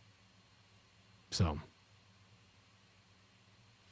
Ben, you're awfully quiet. Yeah. You might need some more. You might need some more Peony Lane wine. Apparently, I've been hounding it in the Peony comments. Lane wine. Peony Lane wine. It will make you less pleb sloppy, but it'll make you a little more sloppy. Yeah. So I pretty much, you're killing it, dude. So I want to, unfortunately, like I pretty much always go the positive route, but where this is bringing me is a little bit of a downer in terms of like the discourse across slop lines. And so I had a post blow up on Threads last week, and it's never happened to me before, but I pushed the right button and I talk shit about socialism. And the slop I received in response for that was insane. And the memes were horrible. And everything sounded like a bot. Like every post that was long was just like frustrated. Like, what are you even talking about? It was the same thing over and over, the same people saying the same stuff. And unfortunately, it made me think about the times where like I've said something jokingly anti-Bitcoin that people who didn't know me saw it and didn't know I was joking or something like that. And I got the same kind of responses from Bitcoiners. Very sloppy responses that were all repeating the same thing, all like not getting it, just disconnected. And, you know, part of that's just, it's social media. I don't have time to know who you are. I don't have time to hear you out. I'm just going to respond quickly. And, but like commenting, have fun staying poor, or you get it at the price you deserve, or like all the common Bitcoin slop phrases, it just doesn't get anywhere because like, I feel like the people who receive those comments hear those things in the exact same way that I was hearing these pro-communist comments of just like, that's total bullshit and stupid. And I've looked into this as much as I need to, and don't need to take your opinion seriously because you're some random person online. And it's unfortunate because taken to the extreme is what most of us are seeing is in terms of the political slop, and like the downstream effects of that are people getting sucked into the political slop and posting on social media that if you voted for Trump, I'm not friends with you anymore. I don't want to associate with you anymore. And coming from a place where most of my friends throughout my entire life and me throughout my entire life voted Democrat and the Socialist Democrat. It's harmful to relationships because those conversations are difficult to have because people are so sucked into slop and not willing to go deeper than that. And these triggers are like somehow ingrained into our minds that you need to get triggered on these certain statements. And I don't know how they do it, man. The CIA or whoever this is incredible at what they do, because it's working and it's dividing us and it's frustrating and it's really fun to pick a team in a duopoly. It just sucks when that really matters. Like I am hardcore Coke dude. Fuck Pepsi. But that doesn't matter. I'll probably drink a Pepsi if someone offers me a Pepsi and Coke. But when it comes to politics and like, it sucks to see the division in America. And listening to you guys, like I don't even know what Silent K means. Like I have no idea. I mean, I have an idea what you guys are talking about, but I've never heard that before. And you guys are so much more deep into the world of the Knots versus Core movement. And Walker, like I've heard you talk about it and I've seen you talk about it. And I'm like, damn, I just have no interest in it. It's just not something I'm interested in. And I'm just like, I'm just trying to be me online. But so like, I don't care to take a stand on that. And I'm like, damn, you going for it. You're gonna take the brunt of that shit. I've seen it. I know. And then, Dick, I'm like, you have such a great time with it and you've leaned into it and you've also seen all the shit. But I think people approach you differently in how they respond to you on that. But you've also fucking attacked and made some enemies. It's been hilarious. Like I've never watched Matt Crater's show. I just don't watch YouTube Bitcoin content, personally. And, but he shouted me out a number of times and I appreciate that. And I've watched those to see what's up and seems like a great guy. I've never met him. But just like having that context of like, this seems like a nice dude. And then like knowing Dick, I'm like, this is a great dude, like very thoughtful. And seeing these, it's wild, man. Things are so heated up and it's all these like people that I know that are so great in so many other contexts and are riled up into this us versus them mentality. It's hard to watch. And I think that's why I've kind of muted it out. It's also just like, I feel like I formed an ambivalent opinion about it pretty early and was surprised that it's still going on, honestly. Like now I kind of get why, I guess, but like for a little bit I was like, damn, they're still talking about that. So I applaud you guys for being vocal about your opinions in public. And I guess this is my coming out party to the few people watching that I don't care. I'm good. Yeah, I guess in the Dick Greaser way of saying it, he'll be disappointed in me calling myself a pleb that my opinion does not matter here. Dude, you're a pioneer. You're here. But I mean, you could definitely anybody has the right to say I don't really have a strong opinion on the subject because I just don't know about it. More people should actually take that stance. That's a reasonable. That's a very reasonable and sensible stance to take. Go ahead, Dick. Like if somebody's going to ask me about quantum resistance of Bitcoin, which I've spent no time understanding because it just sounds like a bunch of fear slop to me, but it could be a real issue. I just haven't ever prioritized it, but I just don't really have an opinion on it because I don't know. It's just not my expertise. Like, most of like the journalism I practice is engaged in like the social aspect of this stuff. Yeah, I mean, it's, I'm kind of amazed that, the reason why this debate goes on, and I've kind of wondered if, this whole movement has just been like an elaborate performance art trolling campaign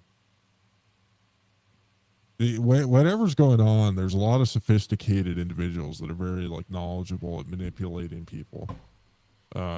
Both from like the just like inherent like language and talking, but also like what you were describing, Ben, is there's this game of influencing perception online with bots, and really artificially amplifying stuff. And I think there's a lot of that. This is something that was discussed a lot in the block size wars. Is there was a lot of pseudo spoofing happening within the various factions that were arguing with each other. I don't think it was as clear oversimplification to say small blockers versus big blockers, and I think it's a oversimplification to try and paint it as like core versus ocean and crater. But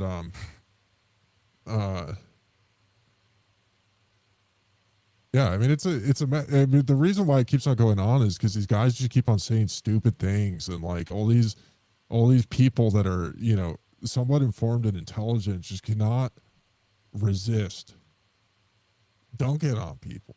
Like you got a pleb coming out here issuing the most retarded purity test based on goo goo gaga pleb slop, and it's so hard to control yourself. You just like, I'm just gonna just absolutely pulverize this guy that has no self-awareness, that thinks that it's like when a child comes from the kids table and hurls a handful of mashed potatoes right at your face. Can you resist just slapping him? You try to, I guess, but that's slightly different because the kid may not know better. But what we're talking about are fucking adults that should. Alleged adults. Oh, sure. They could be, they could be bots, but they're not, and you can't call them bots because you can't possibly. That's just super offensive. By the way, it's really offensive. I want to say, Ben, I think you've actually taken the appropriate stance on this, which is you're trying to run a business. You are actually walking the walk. You are building a business around Bitcoin and Bitcoiners in the Bitcoin community. For anyone that doesn't know, that hasn't seen us drink it, you built a business around Peony Lane wine. You guys should go and order some Peony Lane wine. It's awesome. Ben accepts Bitcoin for it.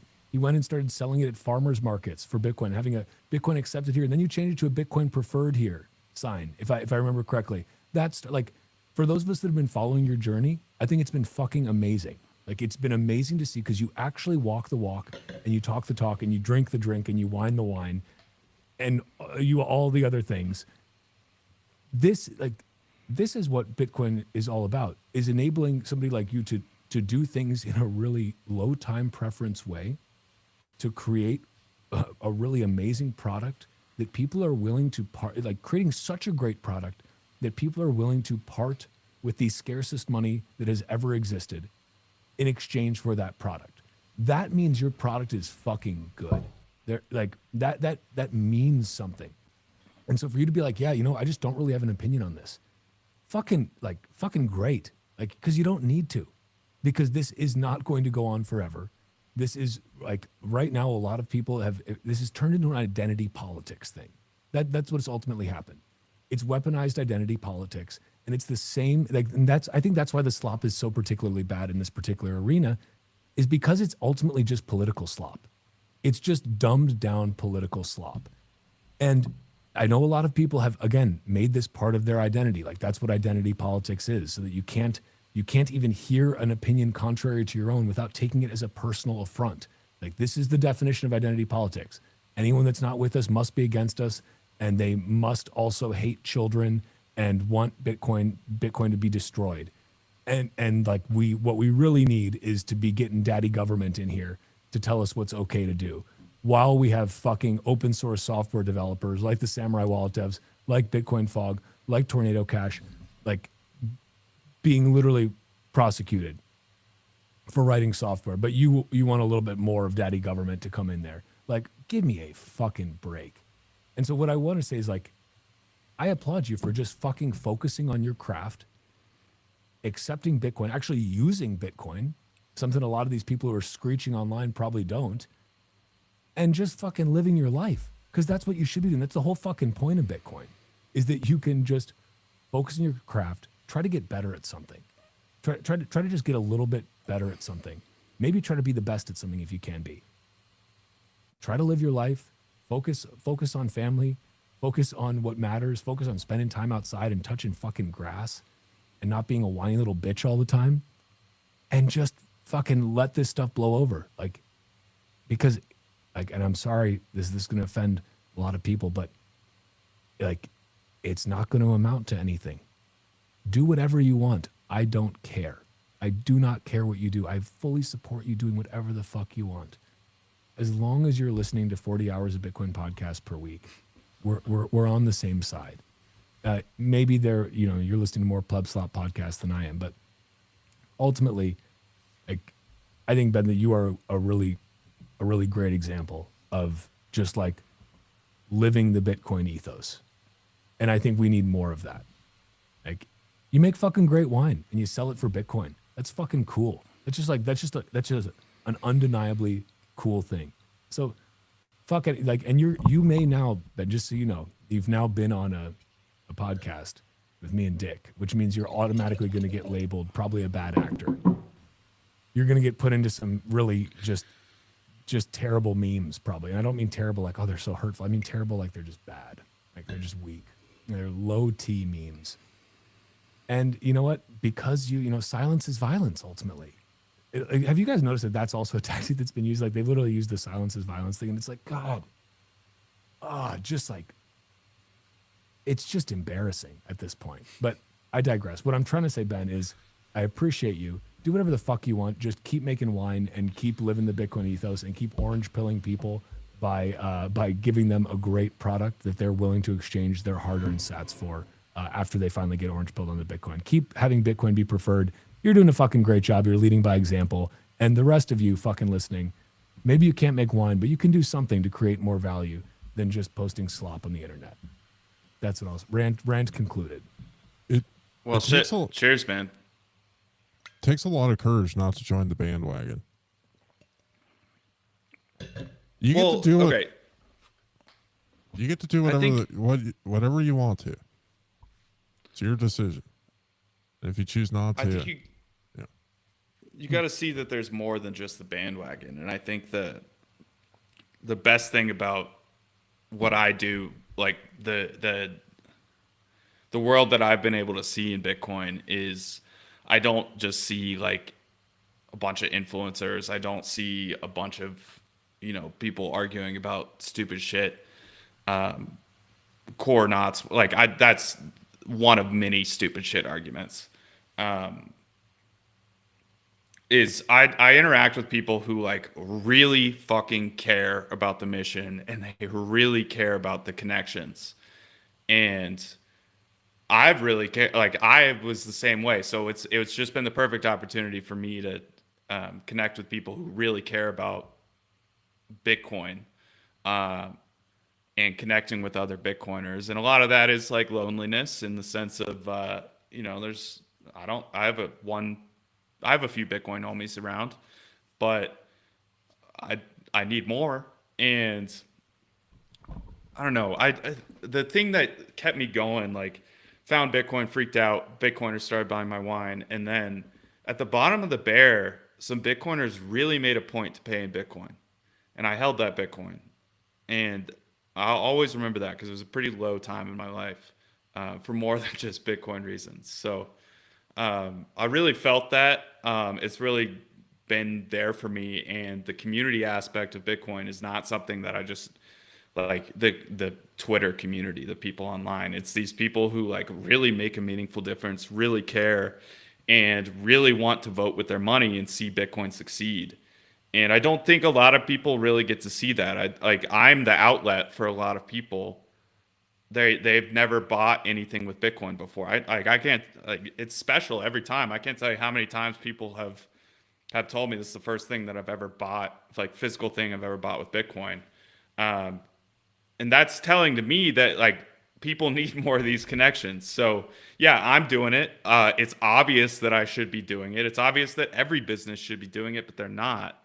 And I hope that more and more do, and it becomes desensitized to spend your Bitcoin. Or I get less and less people saying that you're the first place I ever spent my Bitcoin. You know, that means we're winning. That means we're doing great. And it's hard to see the fighting because we're like, I don't care where you land on core versus knots. I care that you use Bitcoin as money. I care that we take money printing away from the state.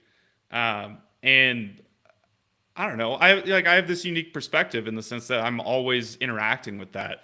I have people that are like, it's due to some frustrating alcohol regulations. It's harder to buy my wine with Bitcoin than it is fiat. And for years, literally the only way you could buy my wine with Bitcoin was to text me, to DM me, and I would send you an invoice that would expire in an hour. So I'd have to send 4 invoices until you checked your DMs. And it's hard, but people are like, I have to pay with Bitcoin. And it's not just online. Like when I had that tasting room, or when I had the farmer's market stand, so like, you know, it was maybe one person a week would pay with Bitcoin. And those people were so pumped. One of my favorites is, one, I had a guy wait 40 minutes standing next to me for a block to clear so he could get his lightning wallet filled so he could pay with Bitcoin. And another one, a dude came up to me and introduced himself. And I asked him his name, and he said, "My name's Ben." And he said, "I want to pay with Bitcoin." And then I asked him if he was on Nostr, and he said yes. And it was just like this, like, what the hell? Like, that doesn't happen. I don't know, man. Another one, incredible story, to round out the shitty telling of that last story. I had my first year selling it for Bitcoin. I had just gotten, like, Dan Held came up and bought wine from me randomly. And I didn't even have a Lightning wallet yet. I didn't know how to use Lightning. But a couple weeks later, I figured it out. And a woman comes up and she goes, "You accept Bitcoin? You're into Bitcoin?" And real quick, she's like, "I got to go get my husband." And she like disappears. I'm like, whatever. This is kind of hilarious. Getting her husband. I get it. And she comes back up tailing her husband. And she goes, basically like presents him like, "Talk to him. Please talk to him about Bitcoin." And this guy just, you know, he vacations in Telluride and lurks on Twitter. Doesn't, you know, would never have met him there. But met his wife who introduced me to him. And it was like, he was just craving this connection to other Bitcoiners. And I was too. And he's just like this great guy who cares about his family and like has the same morals as me and found Bitcoin and wants Bitcoin to win, and wants other Bitcoiners to win. Like he makes a point every year to buy wine from me just as like a, hey, you're doing the right thing. I want you to win. And there's so many people like him in Bitcoin that the arguing, the calling names, the division just makes me laugh, because the difference between Bitcoiners and the rest of the world as far as like how much we agree is just so large. I don't think people, like when you just live your Bitcoin life on Twitter, you don't see it. And when you go to conferences, you get pissed off about all the shitcoinery, whatever. But there is so much good intention and good hearts in Bitcoin. It hurts to see the division, and I'm really happy I get to see the bright underbelly. Dude, first of all, I love the stories. And I think that the story about the dude who's just like lurking on Twitter or formerly Twitter, now X, and but buys wine from you in Bitcoin every year. That's just a normal fucking person, right? Who's like, yep, I bet that dude, if I had to guess, I bet he doesn't give a fuck about the core versus knots debate. Like, I bet he doesn't have a strong side pick there.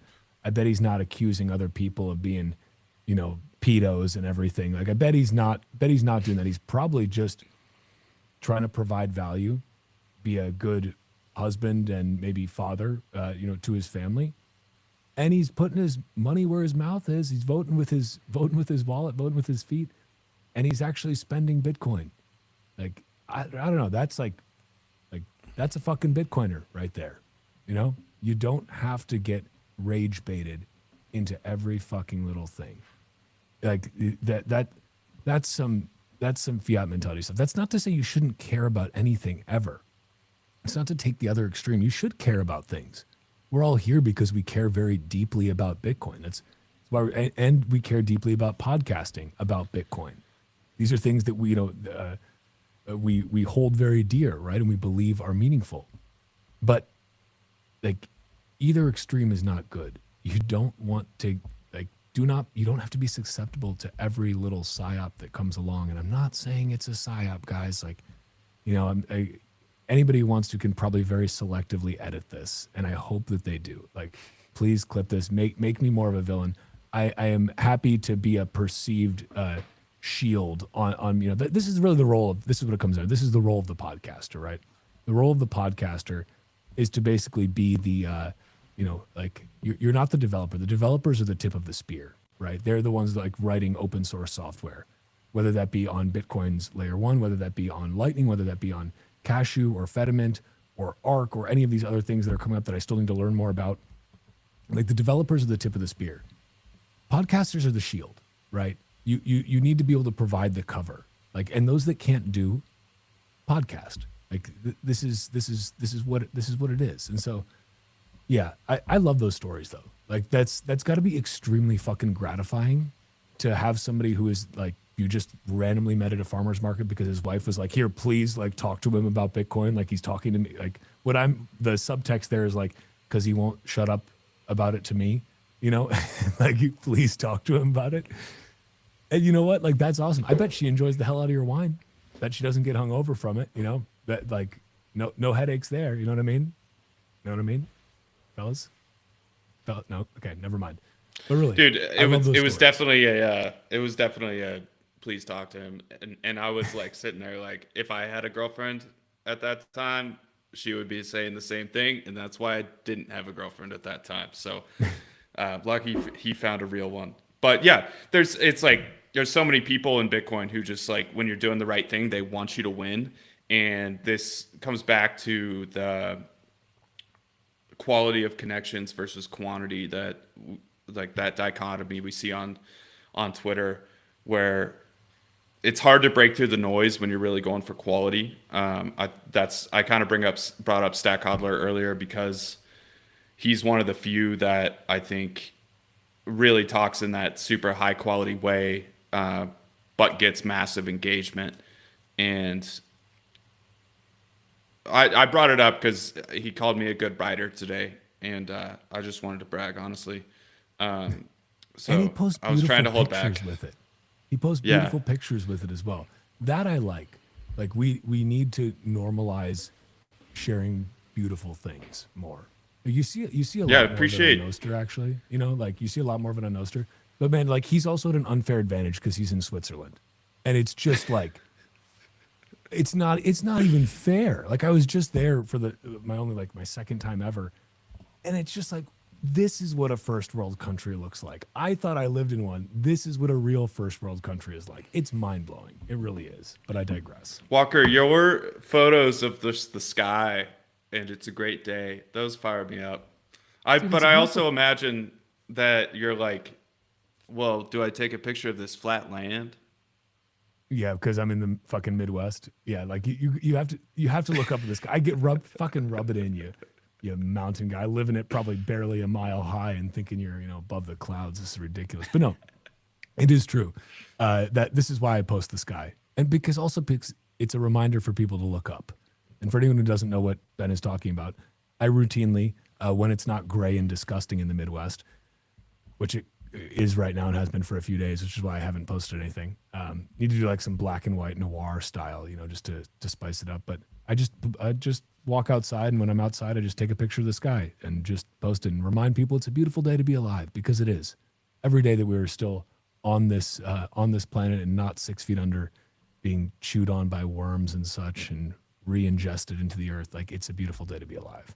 But yeah, I've had like multiple people tell me they like that. And honestly, I was just trying to figure out like what's something I can consistently do on Noster that's going to add positivity to people's feeds, because there's so much fucking like negativity on X and algorithmically driven negativity. And this is one of the reasons I love Noster. And so I was like, what can I do to actively contribute to this positive space, to this being like a space that is a pleasure to come into because you're met with positivity. And so that's like, it's my little, like, I'm not a musician or something. There's a lot of cool musicians on Noster. I saw a guy recently, like, just like playing the shit out of a fiddle or violin. I'm not sure which one calls it. Depends on the kind of music you're playing, I guess, but I'm pretty sure it's just the same instrument. I'm no expert here, but that's just fucking cool. Just playing a violin / fiddle, getting zapped sats, spreading positivity to the world. Like, or you, Ben, it's like, yeah, just wine posting about grapes. Like, I love, by the way, this is just like a small thing. I love that on your corks, it says like skin to skin. It's like, just like a nice little touch, it's a nice little touch. It's the little things that matter. It's the little things that bring you just a little bit of joy. It's the little things that aren't pleb sloppy, I guess is what I'm trying to get at there. Dick, your thoughts on little things? I think I need to do more cigarette posting of cool places I'm smoking cigarettes. You do. Like, I just thinking about you smoking cigarettes allows me to live vicariously a little bit. Because, man, I'll just say, like, I loved cigarettes. Like, really, I mean, fucking cigarettes are great, right? Like, I also, this is a slight sidebar, but I wonder how much healthier the United States would be, how much less morbidly obese. Like, we wouldn't need Ozempic and Mounjaro and all these fucking poisons, GLP-1, whatever, inhibitors or whatever the fuck they do. We wouldn't need those if people were just still ripping grits regularly. We wouldn't need them. Like, look at the fucking French. Like, yeah, they may be a little bit fucked right now for other reasons, but at least they're still skinny.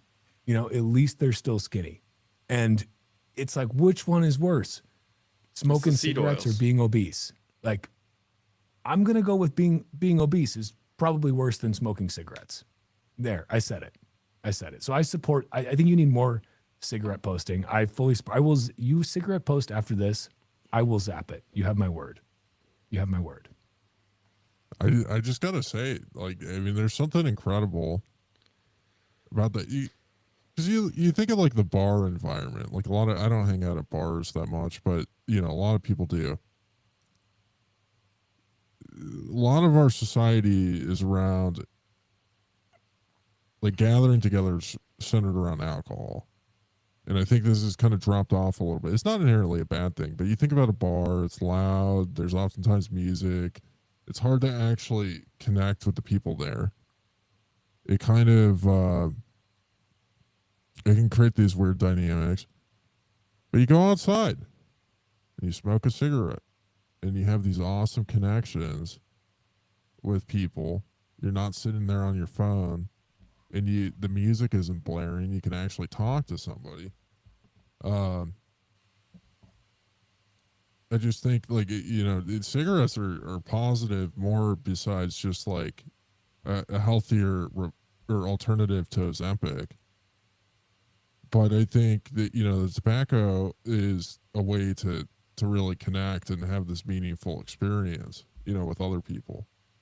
There's something memorable about smoking a cigarette with somebody. This is why, like, I try and, when I go to Bitcoin conferences and stuff, I try and smoke cigarettes with as many people as possible.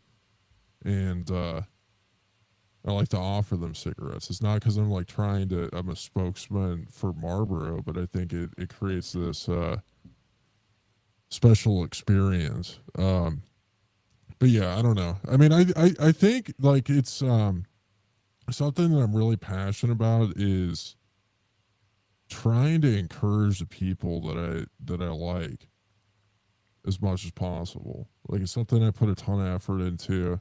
I spend a lot of time talking with people in group chats, and like I take the time to appreciate and consume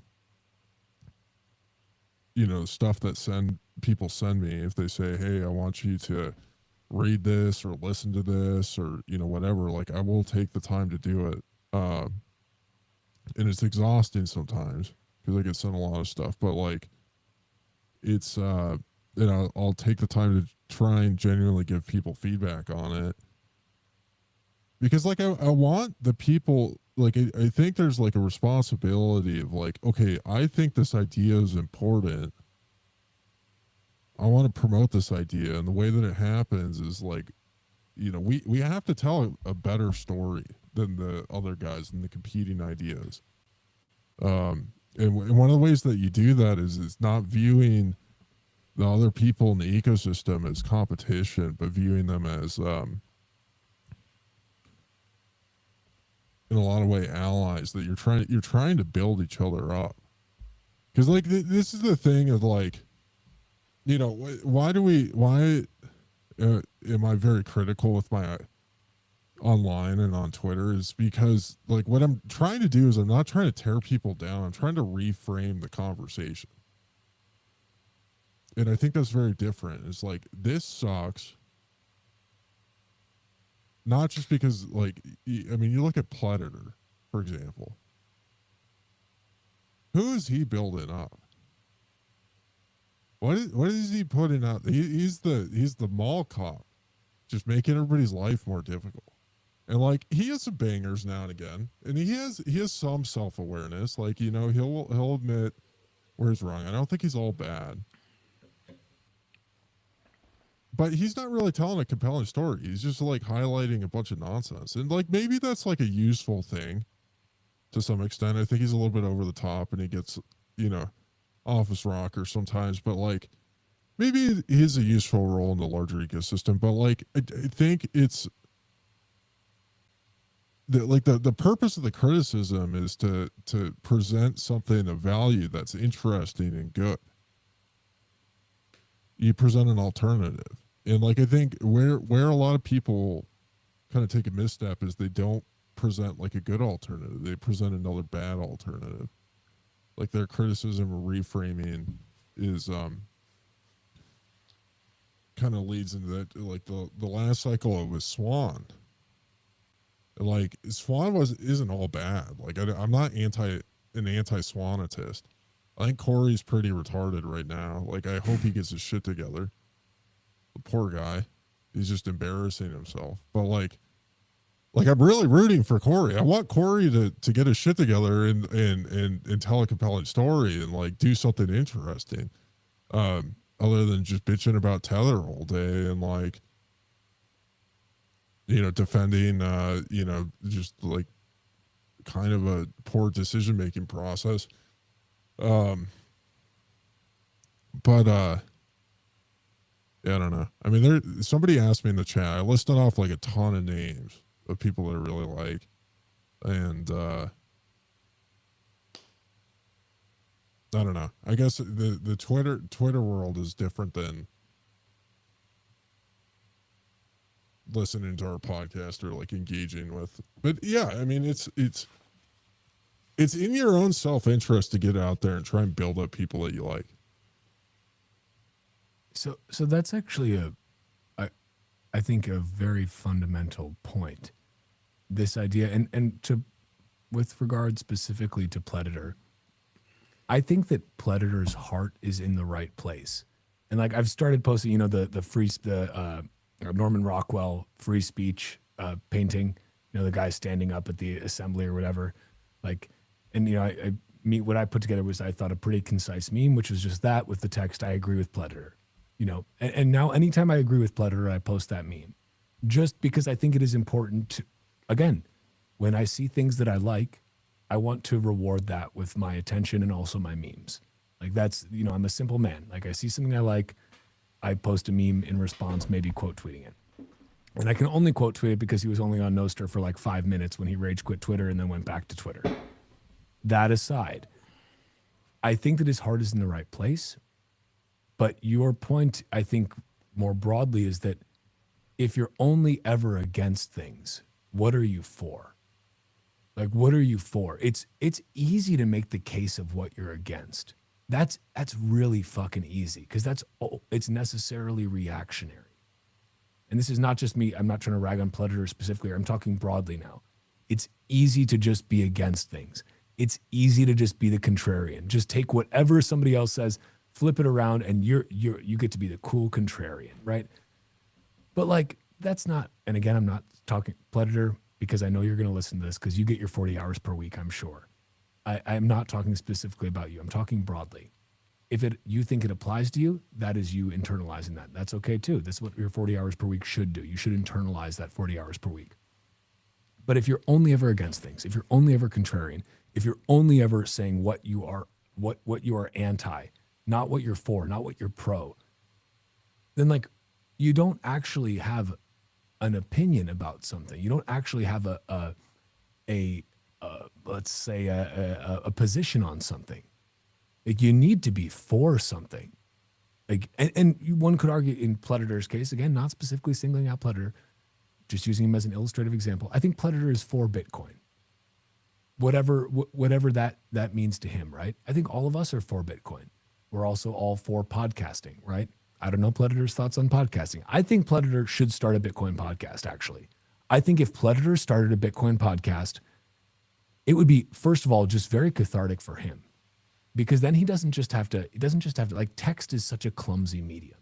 It's such a clumsy medium. It's multiple degrees of separation away from the thought actually getting into another person's brain. When you speak, and granted, you could make the argument that, well, yeah, when I can write things faster than I can speak them, and someone else can read them faster than they can hear them. But like there is something different when it is going directly from that podcaster's mouth into your ear holes. Something magical happens. And so what I would say is that if you're always anti everything, try to start a podcast at least.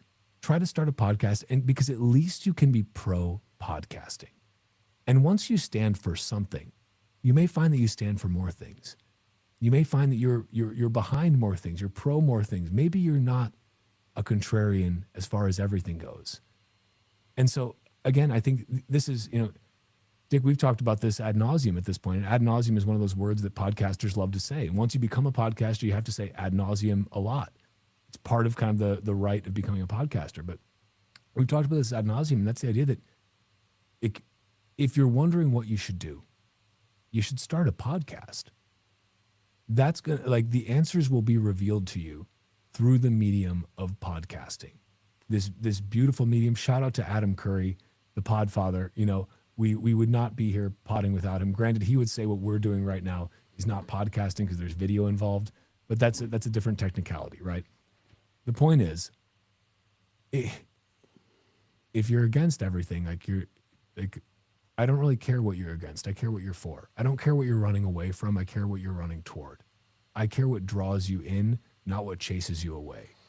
Because what draws you in, what you run toward, that is the thing that truly has value. What you're running away from, that's just noise. What you're running toward, that is the signal. But I can't hear that signal when all I'm getting is just the noise of the things you hate. I want to know what you love. And again, this is not just to you, Predator, but if you want to take it, Predator, again, you're welcome on my podcast anytime. Maybe welcome on the Bugles too. I don't want to speak for the Bugle. I don't want to speak for Ben. Ben, we haven't talked about your podcast at all. Also, we haven't talked about it at all. I thought it was really nice. You did an episode with American Hodl Hodl. He identifies as Hodl. I'll call him Hodl, but just so you know, I believe that just like science says that it's Hodl. But again, like, it's fine. You want to talk about your podcast at all? Like, I thought it was pretty good. It's a different format. I liked it. Yeah. We're specifically not trying to not be a podcast, and the Tatum turn up approach. The Tatum turn up. It's not a podcast. Okay. You know what? I've seen this movie before. It's a podcast. Just say it's a podcast. It's okay. Everything is podcast. It's a shodcast. It's a show and it's a podcast. I want to come out as anti-podcast here. I don't think everyone should start a podcast, and I realize that that's the pleb slop Gary V advice. I listened to Gary V for years. He said everyone should have a podcast. I think you should have a journal, because you're gonna say shit that you would never say out loud, that you would not say as a recording. Journal every night. most of you are retarded and we don't want to hear what you have to say. I'm one of those people. I'm also retarded. But you have a podcast, and yet you have a podcast.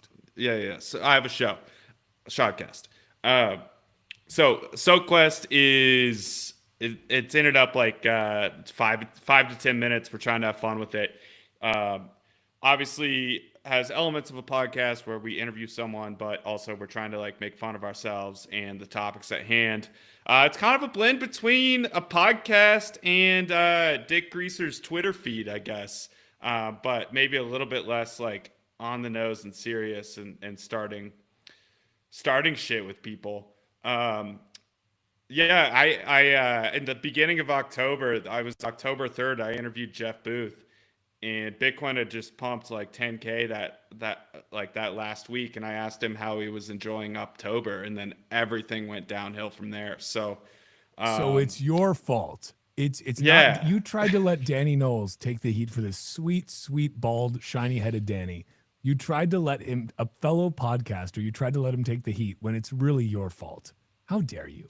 How dare you, Look, sir? The one thing I've learned about myself is that I am a top signal, and I try to lean into that. So, anyways, that's just a great thing to have on camera that I had asked Jeff Booth. He laughed, so he agreed.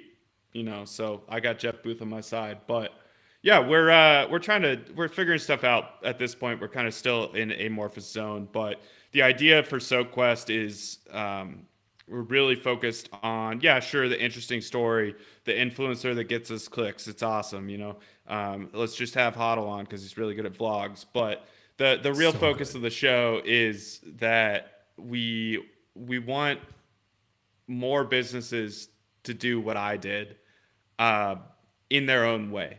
And I built my business to where like I just want to build a business that I enjoy doing. That involves working with Bitcoiners. Most businesses are not that.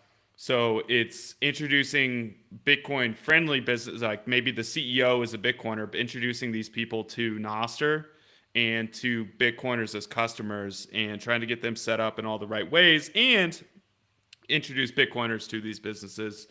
Because I think that I'm blanking on the laws because there's so many laws of all these different smart people things. And so it's a thing where like the value of the network is how many nodes versus the value of the network is how many like actual important nodes matter. And I guess the comment there is like, it doesn't matter how many Bitcoiners exist. It matters how many, like, if we want Bitcoin to be money, you need both sides. You need the people who are producing goods and you can buy them with Bitcoin versus the people who are also willing to spend Bitcoin. And the kind of the fundamental principle I've come back to in all this is it's not freedom money if you have to convert it back to slave tokens in order to spend it. And we want to really build the Bitcoin economy and show these businesses that are building the best shit. Like we don't want to feature people that aren't building good stuff. So we want to showcase these businesses as like, you're building the best shit. You're a Bitcoiner. The opportunity to be the leading brand within this category, within like the brand that Bitcoiners think about is so large. It's like early days for this. You can just be the first, like Sote, Salt of the Earth, the first electrolyte company that adopts Bitcoin. Like now every Bitcoiner like wants those fucking electrolytes because they're high quality as well. And the opportunity's there, and there's tons of Bitcoiners who want to have it. So, it's a circle, and it all comes back to that.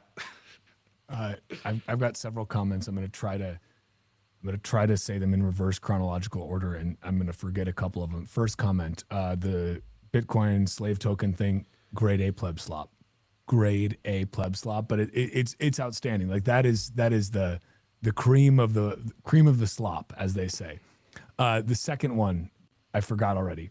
The third one, just given the name of the podcast, what is it? It's what is SoapQuest? Are you Mormon, or is that too personal? Honestly, a little insulted that you would feel comfortable enough to ask that. Um, It's a no, podcast. Okay, it's a okay. podcast. No, Is your the podcast title a reference to the Mormon soak? Would be my follow-up question. no. Yes, because it's fun, because it gets your brain going, and we're trying to make fun of ourselves. But no, um, I don't know. I had a group chat called Soak Quest, and the idea was just like we're fucking in this together, and we're gonna marinate in all these ideas. Oh boy. And it's just a great group chat name. So Okay, I wish I remembered the second one, but now I've just been too derailed by the talk of marinating and soaking. All right. Can you explain? I know a lot about Mormonism, but I've never heard this term. You don't know the term the Mormon soak? No, is that where they Oh. baptize the dead? No. What is it? Dude, wait, Ben, you know what I'm Opposite. talking about, right? Do I need to? I'm just gonna, because I don't want to. I don't want to have to actively explain this in my own words. So I'm gonna. Okay, first of all, it's I'll about go sex. if you it's need about to. sex, but not sex. You want to do it? You want to do it? yeah, I don't need you to be clipped into any other. Yeah, they're Weird going to take this. things. The silent K's are going to take this and run with it. So Ben, it's better if you do it. You're still agnostic.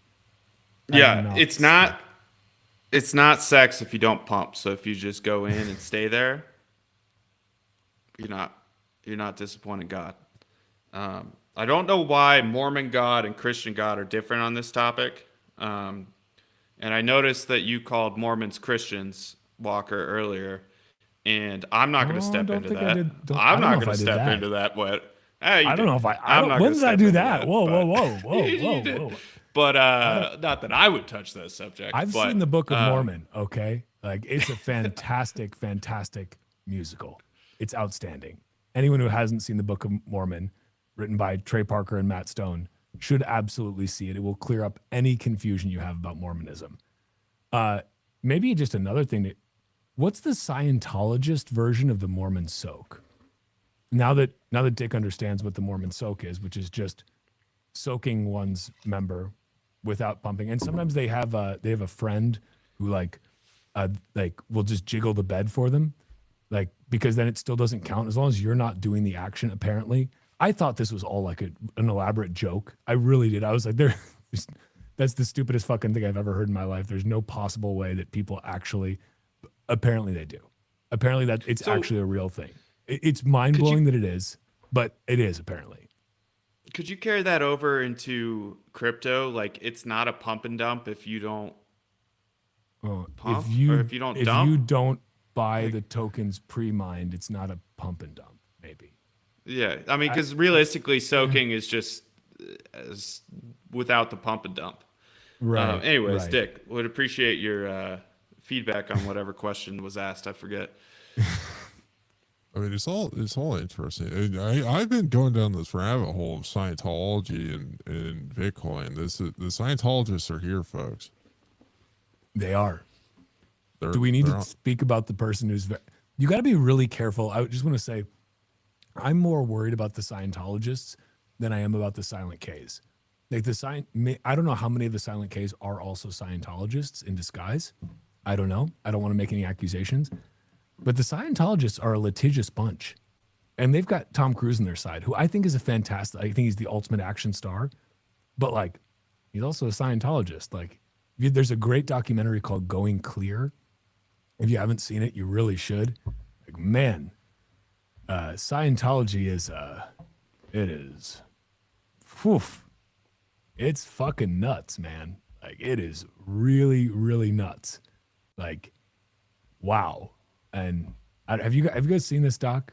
It's Oh yeah, of course. yeah, okay. I It's- spent way too much time researching Scientology. It's mind blowing, is it not? Like, it just seems like a pretty elaborate blackmail scheme, right? Like, that's what Well- we're dealing with ultimately. Well, a lot of these cults that have risen up, I don't know when they really started. I guess the 60s and 70s. I mean, it all coincided with MK Ultra.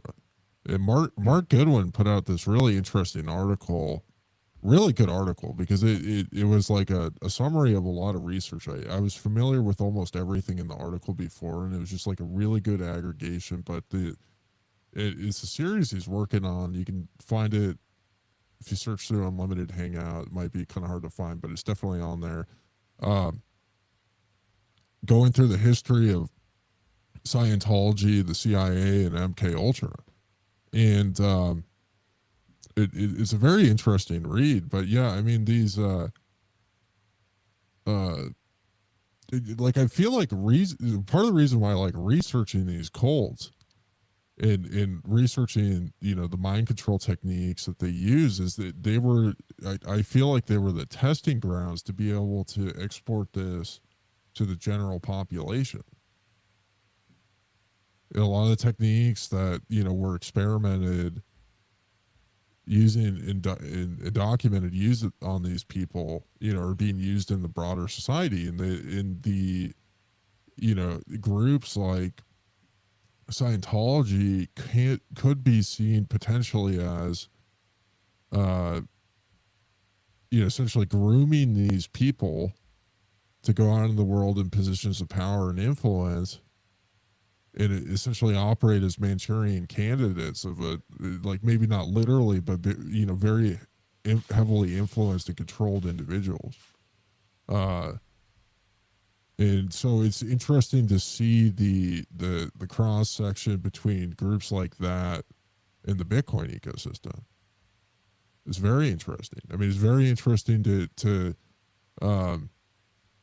just read about overlaps with like Jeffrey Epstein and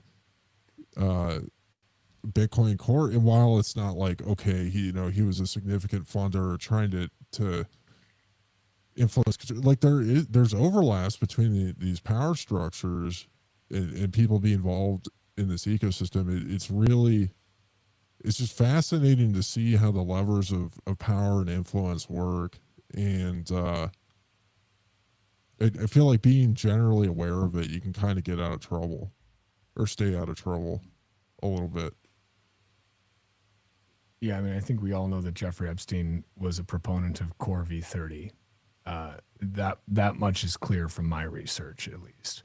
Yeah. But no, in all seriousness, it is wild, and I think it's important to pay attention to these things because there's like speaking of Scientology specifically, like, and I won't name names, but there are people who rise into prominent positions as pseudo figureheads and new golden boys or girls maybe, but boys of Bitcoin pleb slop, who are very prominent Scientologists, publicly so. And again, like why don't you just do your own research on this, because I don't want to. I don't want to do my own research. This is you want it. This is a dangerous game. Scientologists are. This is we'll communicate about the Scientologists offline, but I'm just saying, if you Googled Bitcoin, Scientology, real estate, you'd probably find them pretty quickly. Anyway, that's all I'll say about that. Just go to my Twitter page and search Scientology, and you'll see my posts and thoughts. Dude, it's such a fascinating rabbit hole, though. It really is. Like, because again, it's so patently absurd. Like L. Ron Hubbard, the guy who created Scientology, he was a science fiction author, and he wrote about these these ridiculous science fiction stories, then literally turned them into a religion. And part of the religion is getting audited and, quote, going clear and confessing all of the bad things you've ever done in your life, and they're recorded when you confess them. And then it's like, this is a gross oversimplification. There's surely much more to it, right? And let's not even get into the thetans in your past lives. But it's all just like an elaborate blackmail scheme. And it's kind of fucking nuts. But there's a lot of really powerful people who are Scientologists. And it's just like, okay. I started reading Dianetics because Dick Whitman keeps on every time I post about Scientology, he keeps on telling me that I need to read Dianetics, and a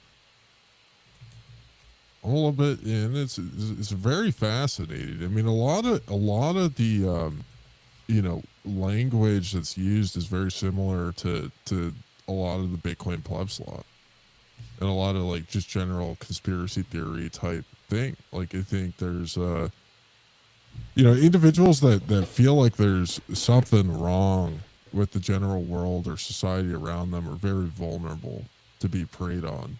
And you see this a lot with the shitcoins, where people get wrapped into like they're kind of doing these similar strategies with Zcash. And Bitcoin has reached this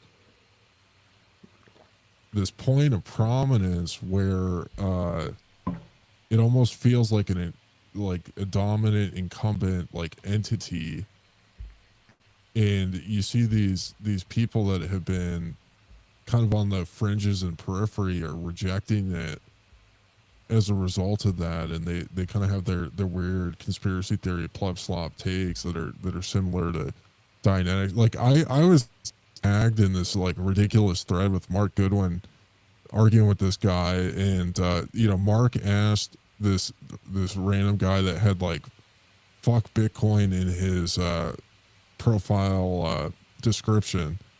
The guy asked Mark asked the guy, does he think that Bitcoin or fiat is more Zionist? And the guy started going off about like how Bitcoin is more Zionist.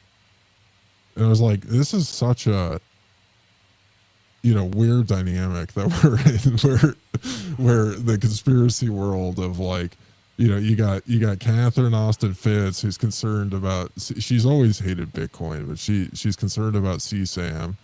So she's using those guys as talking points to delegitimize Bitcoin. Her solution in the world is going and spending cash on Fridays and using credit unions. So like that's her resistance strategy, and just being a Luddite. Wait, I don't even know who this is. Who is this? Ben, do you know who this is? Dude, okay, she's this. Can you educate us, please, Dick? Yeah. Here, let me look up. She had like a role in government at some point. I think she worked for the Bush administration, but she's like big in like the anti-surveillance world. The name is like vaguely familiar, but I don't know. It's not like I can't say this is somebody that I'm like tracking actively.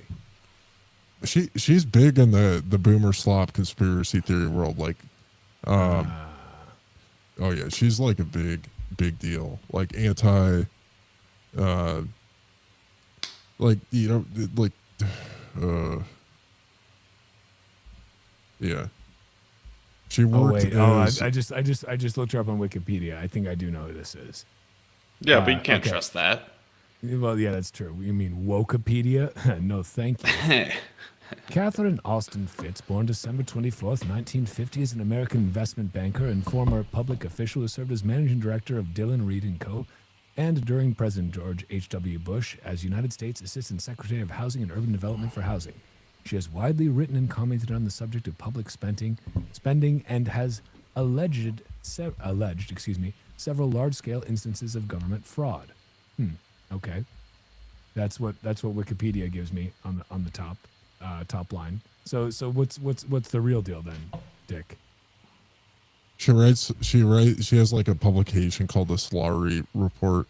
Well, what's the real deal? Well, it's really nuanced, and like it's just these people are spewing this nonsensical slop. They don't understand the technology. Like they're going after Mark. I'm watching them go after Mark. He gets it a lot where they call him a crypto bro, and they think this technology is inherently bad because it's digital, and like there's a lot of problems with stuff that Bitcoin is being used for or could be used for. There's a lot of like really bad actors interacting with it. Like you got groups like Chain Analysis and other ones, and a lot of the KYC mechanisms that are really potentially accelerating or Yeah, I was looking at your website. I like it. I like that you have like a buy with Bitcoin, like right at the top. That's cool. That's cool. But yeah, I don't know. I mean, it's just interesting. Like there's a lot of FUD to be busted. And what's funny about, you know, these people like Catherine Austin Fitts and the thing that's exciting about Bitcoin is it's actually a vehicle to do something. Whereas a lot of these conspiracy theory, like what is Alex Jones's message? To vote for Republican and buy supplements. What is let's see. I don't know. There's all these guys that are the guys that were conspiracy theorists back again when they were the counterculture, but they're not the counterculture anymore. And like that's the thing. It's like your favorite hipster indie band going mainstream, and it's like shit. I just like something that's mainstream now. It's like when you're just another mouthpiece for the incumbent regime. It's just like it's not cool anymore. The second you stop being able to speak truth to power, as fucking lame as that sounds, but like that is the essence of it, right? As soon as you stop being able to do that, you're done. You're absolutely done. And so like like Alex Jones, like fucking like what a wild career that guy's had, right? And like would just like you look at those early videos of him just like getting up in people's faces and just calling them the fuck out. And now it's like so many people have just been basically like, yeah, well, they end up just playing the same games that they would give other people shit for, which is just being a mouthpiece for whoever's in charge because you like the guy, and like whatever, more power to you. You're a little bit older now. Your TRT injections only get you so far. And it's like you don't have that youthful vigor that you used to. You're a little too tired to be a counterculture proponent anymore. Like it's okay. You're just mainstream now. Like you look on X at any given point, it's like Alex Jones is like one of the main streams up there, a couple 100,000 viewers at any given time live, and it's like it's like you're the new mainstream, and that's cool too. Like it's amazing that it's not just the fucking CNNs and MSNBCs and just like the Rachel Maddow screeching at you anymore. Like, at least it's Alex Jones screeching at you. But, like, make no mistake, it's like, unless you're willing to call out the truth, you're not really any better. Like, just because the guy that's in power happens to be a little bit better than the shit rag, it's like the South Park skit. They're like, oh, like, we're a giant douche family here. We won't be voting for turd sandwich. It's like, fuck. I don't know. It's just, it's also ridiculous at a certain point. But I think Mark Goodwin gets a lot of shit unfairly. A lot of times I've noticed this like quite frequently. I think the guy tries to do his best to tell the truth. He does. I can't accuse him of pleb slop because generally the plebs don't like what he has to say. Like it's usually he's not pushing these like bullish moon boy narratives. He's pushing very much like, hey, this is the thing I'm concerned about, and maybe like you should read it more about this. And then people are like, reading. I don't know about that. Like, and granted, I'm a podcast guy too. So like, reading's scary, but I don't know. I think we need more people who are not afraid to say like, hey, here's a super fucked up thing that might be happening. Like maybe it's worth taking off your, orange colored glasses for a second and admitting that like shit may be a little bit fucked up. But also Mark is like a hardcore Bitcoiner, right? And so then you've got these like, kind of like these Luddites, as you called them, Dick, who are coming after people like that, who are just going to have that knee-jerk gold bug reaction that anything that's digital is necessarily bad because it must be co-opted, because they haven't actually taken the time to look at this and say, oh, wait, okay, like Bitcoin can't be co-opted in that way. Like it's just not possible. Like, but I don't know. At the end of the day, all the people that misunderstand Bitcoin constantly give us an incredible counter signal and tell us how early we still are. The more gold bugs I see dunking on Bitcoin, the more fucking TradFi or just fucking retarded fiat economists I see, the more Steve Hankies I see dunking on Bitcoin. I'm just like, yes, inject that directly into my veins because that is just incredible counter signal. Like, I want more of that. I want you to dance on Bitcoin's grave, because it's just going to rise from the fucking ashes and burn your face off, and then like wear your face as a small little fedora hat. Yeah, I don't know. I think Bitcoin's at a stage now where, and like, I don't want to be complacent here, but like, I believe that it's at a stage now where like these fucking naysayers just, there's nothing they can do. Like if China banning Bitcoin however many times they did and then banning mining, if that didn't wreck Bitcoin, if like one of the most authoritarian governments in the world cracking down on it didn't actually hurt Bitcoin and actually made Bitcoin stronger, then fuck, like I'm just not too worried about like these fucking Luddites, you know what I mean? Like, it's just Luddite slop ultimately. Yeah, I'm not worried about them either. I just think it's interesting. I mean, I It is think fascinating. yeah, I don't know if Bitcoin can be I just think it's important for the people interacting with it not to just like completely turn their brains off and Yes. Continue to be sucked into the matrix. Like that's the future. Like there's I don't know what's going to happen. I mean, government's going to fall and they're going to change, and power structures are going to shift, and the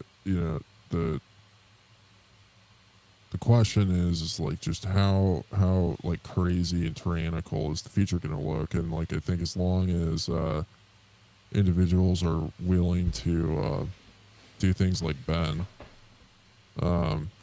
be active participants and like actually try and build things that support individual freedom.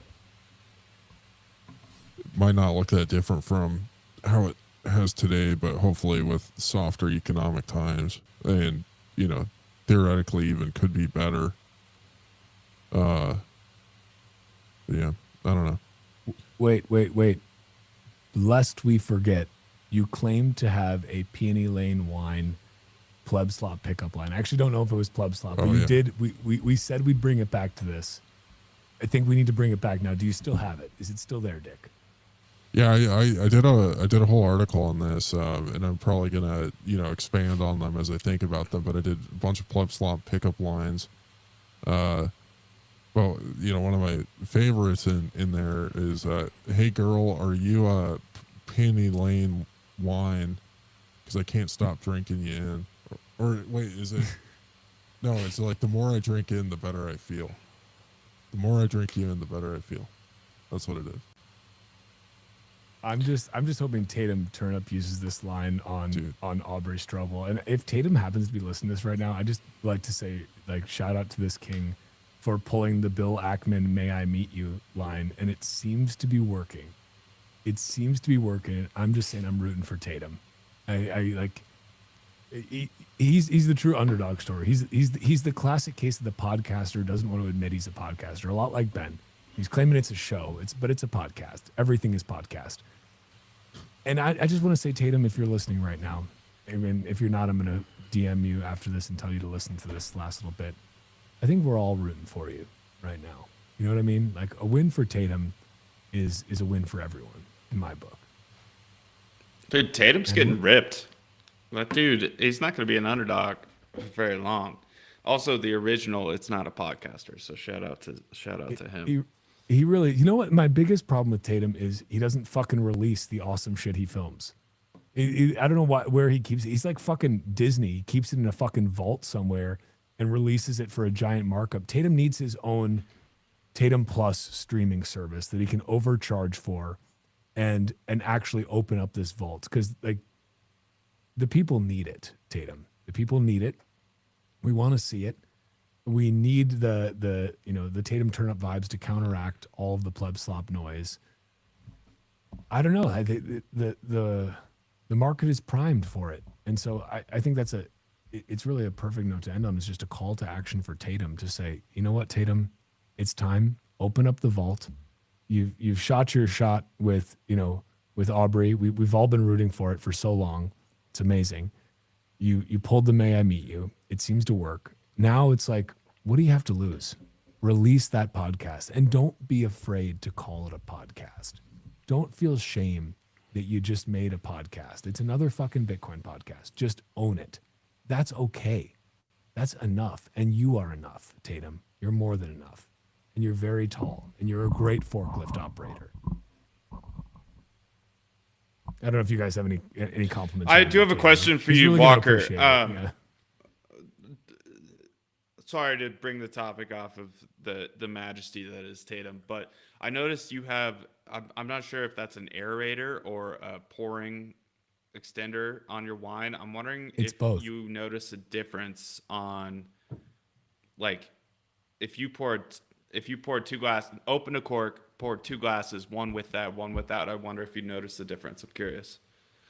I do, and let me clarify this, that I'm not some like super wine connoisseur, but I sure do. Dude, everyone couches their wine knowledge. Do you notice a difference? Do you like it? Like, yes, I do. I notice a difference. I find that especially with your wine, if I aerate it a little bit, or if I pour a glass and I let it just sit a little bit and be exposed to the air, I find that I enjoy it far, far more. I enjoy it either way, but I find with a little bit more air exposure, I enjoy it even more. And so that's why I actually specifically ordered this a couple of days ago, because I was like, I know that I like to have Ben's wine a little bit more opened up to the air. I don't like waiting to drink Ben's wine. So why not get a little aerator for this thing and make the magic happen just in real time? And I'm quite pleased with it. Thank you, Jeff Bezos, for making this American dream of drinking Ben Justman's Bitcoin wine as soon as possible. As soon as I open that bottle, I want to be drinking it. And Jeff Bezos has made it possible. He's launching rocket ships into space. He's getting jacked. He's dosing TRT, and he's making your wine more enjoyable. Is there anything this man can't do? He's putting a century clock, a millennium clock inside a mountain, and he's making Ben Justman's Bitcoin wine, if it's possible, just a little bit better, at least easier to enjoy faster, I should say. So yeah, I do not couching my own preferences. I like it when it's opened up a little bit more. That's me. Yeah. And my wine opens up faster because it doesn't have all the preservatives in it, so it's going to react to oxygen more. So that it does sooner. So yeah, Jeff Bezos is basically the jacked Elon Musk, who doesn't have a million kids. I don't know. There's like alpha male on either side, man. Does Jeff Bezos have kids? He's got to have kids, right? Like he must have kids, right? Like with old Mackenzie Bezos, right?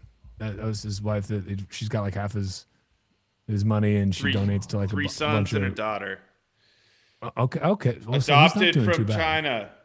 Daughter's adopted from China. Well, okay. I'm not going to fault the guy for that. But Elon's got, I think he's got him by like, I don't know, 10 kids or so at this point.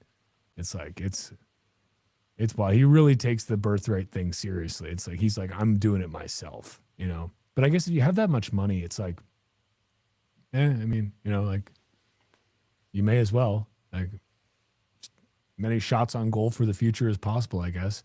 You miss 100% of the children you don't make, as Wayne Gretzky said. Do you think Bezos' adopted daughter from China is a CCP honeypot like Gloria Zhao? Wait, Ben, do you even? I'm just curious, Ben. Do you when Dick just said that? Does all of that sentence make sense to you? Yeah, it does. So you're aware of the narrative right now. I've been following along. I just don't feel like engaging. So you are aware, and thus your silence is in fact violence.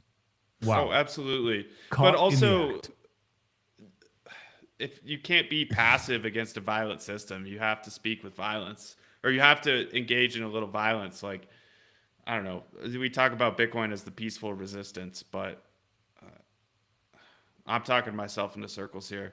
I don't think Bitcoin's violence. That was like the early pleb slop arguments that I got into, was whether Bitcoin was violence or not. I don't think it is. I'm at this stage right now where my son is like, he's going to be real big. Like I'm almost Tatum turnip tall already. Not quite. And I don't drive a forklift. So like I'm, 0 for 2 there. But I'm a reasonably tall man. My son is gonna probably have me by a few inches. I think like he's gonna be in like the 6'6" range if I had to guess, judging by his like 99 plus percentile readings right now. And I'm like, that's great because like ideally I want you to live in this, peaceful, utopian, hyper Bitcoinized world. But if it ends up in sort of like the Mad Max scenario, you're big enough to be a warlord, son. Like you can control a lot of water supply with a frame that large, And so that's really what kind of just what it's like, I think that's what as men we really need to be striving for our kids, especially our sons at this point, is like prepare them for both eventualities. Like maybe everything's all good and we're hyper Bitcoinized and it's all like kumbaya motherfucker. And maybe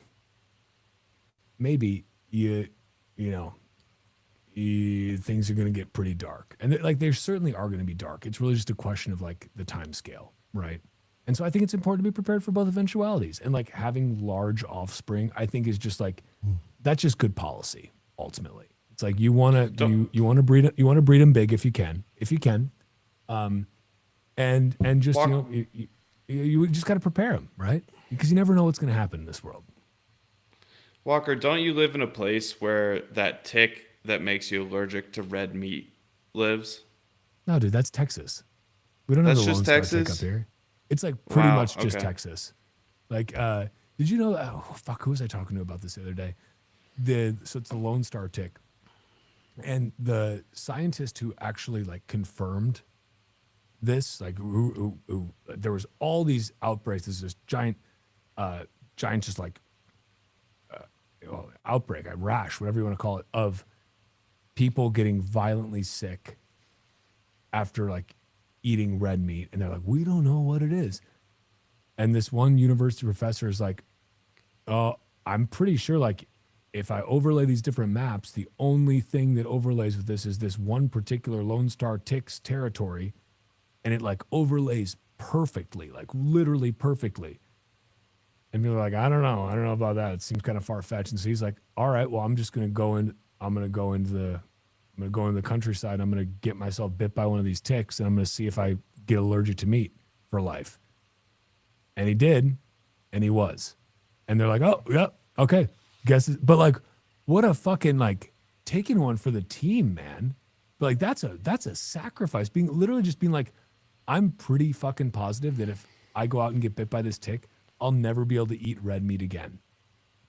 And then doing it and being like, yep, I was right. Can't ever eat red meat again. Like, but I did it for science. Like, fuck, man. That's some hardcore shit. Like taking one for the team. That is true sacrifice right there. I don't know if I could do it, but I'm not a scientist. I'm a podcaster, So take that as you will. But that shit's scary, man. That's legitimately like, I've had Lyme disease before from deer ticks. Because I'm from bumblefuck nowhere, Wisconsin, and like you just get it there, and it is the fucking worst. Like it's really bad.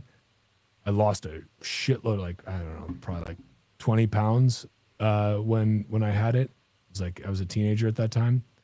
Got just like had some like fucking weird visions. Felt like I was tripping.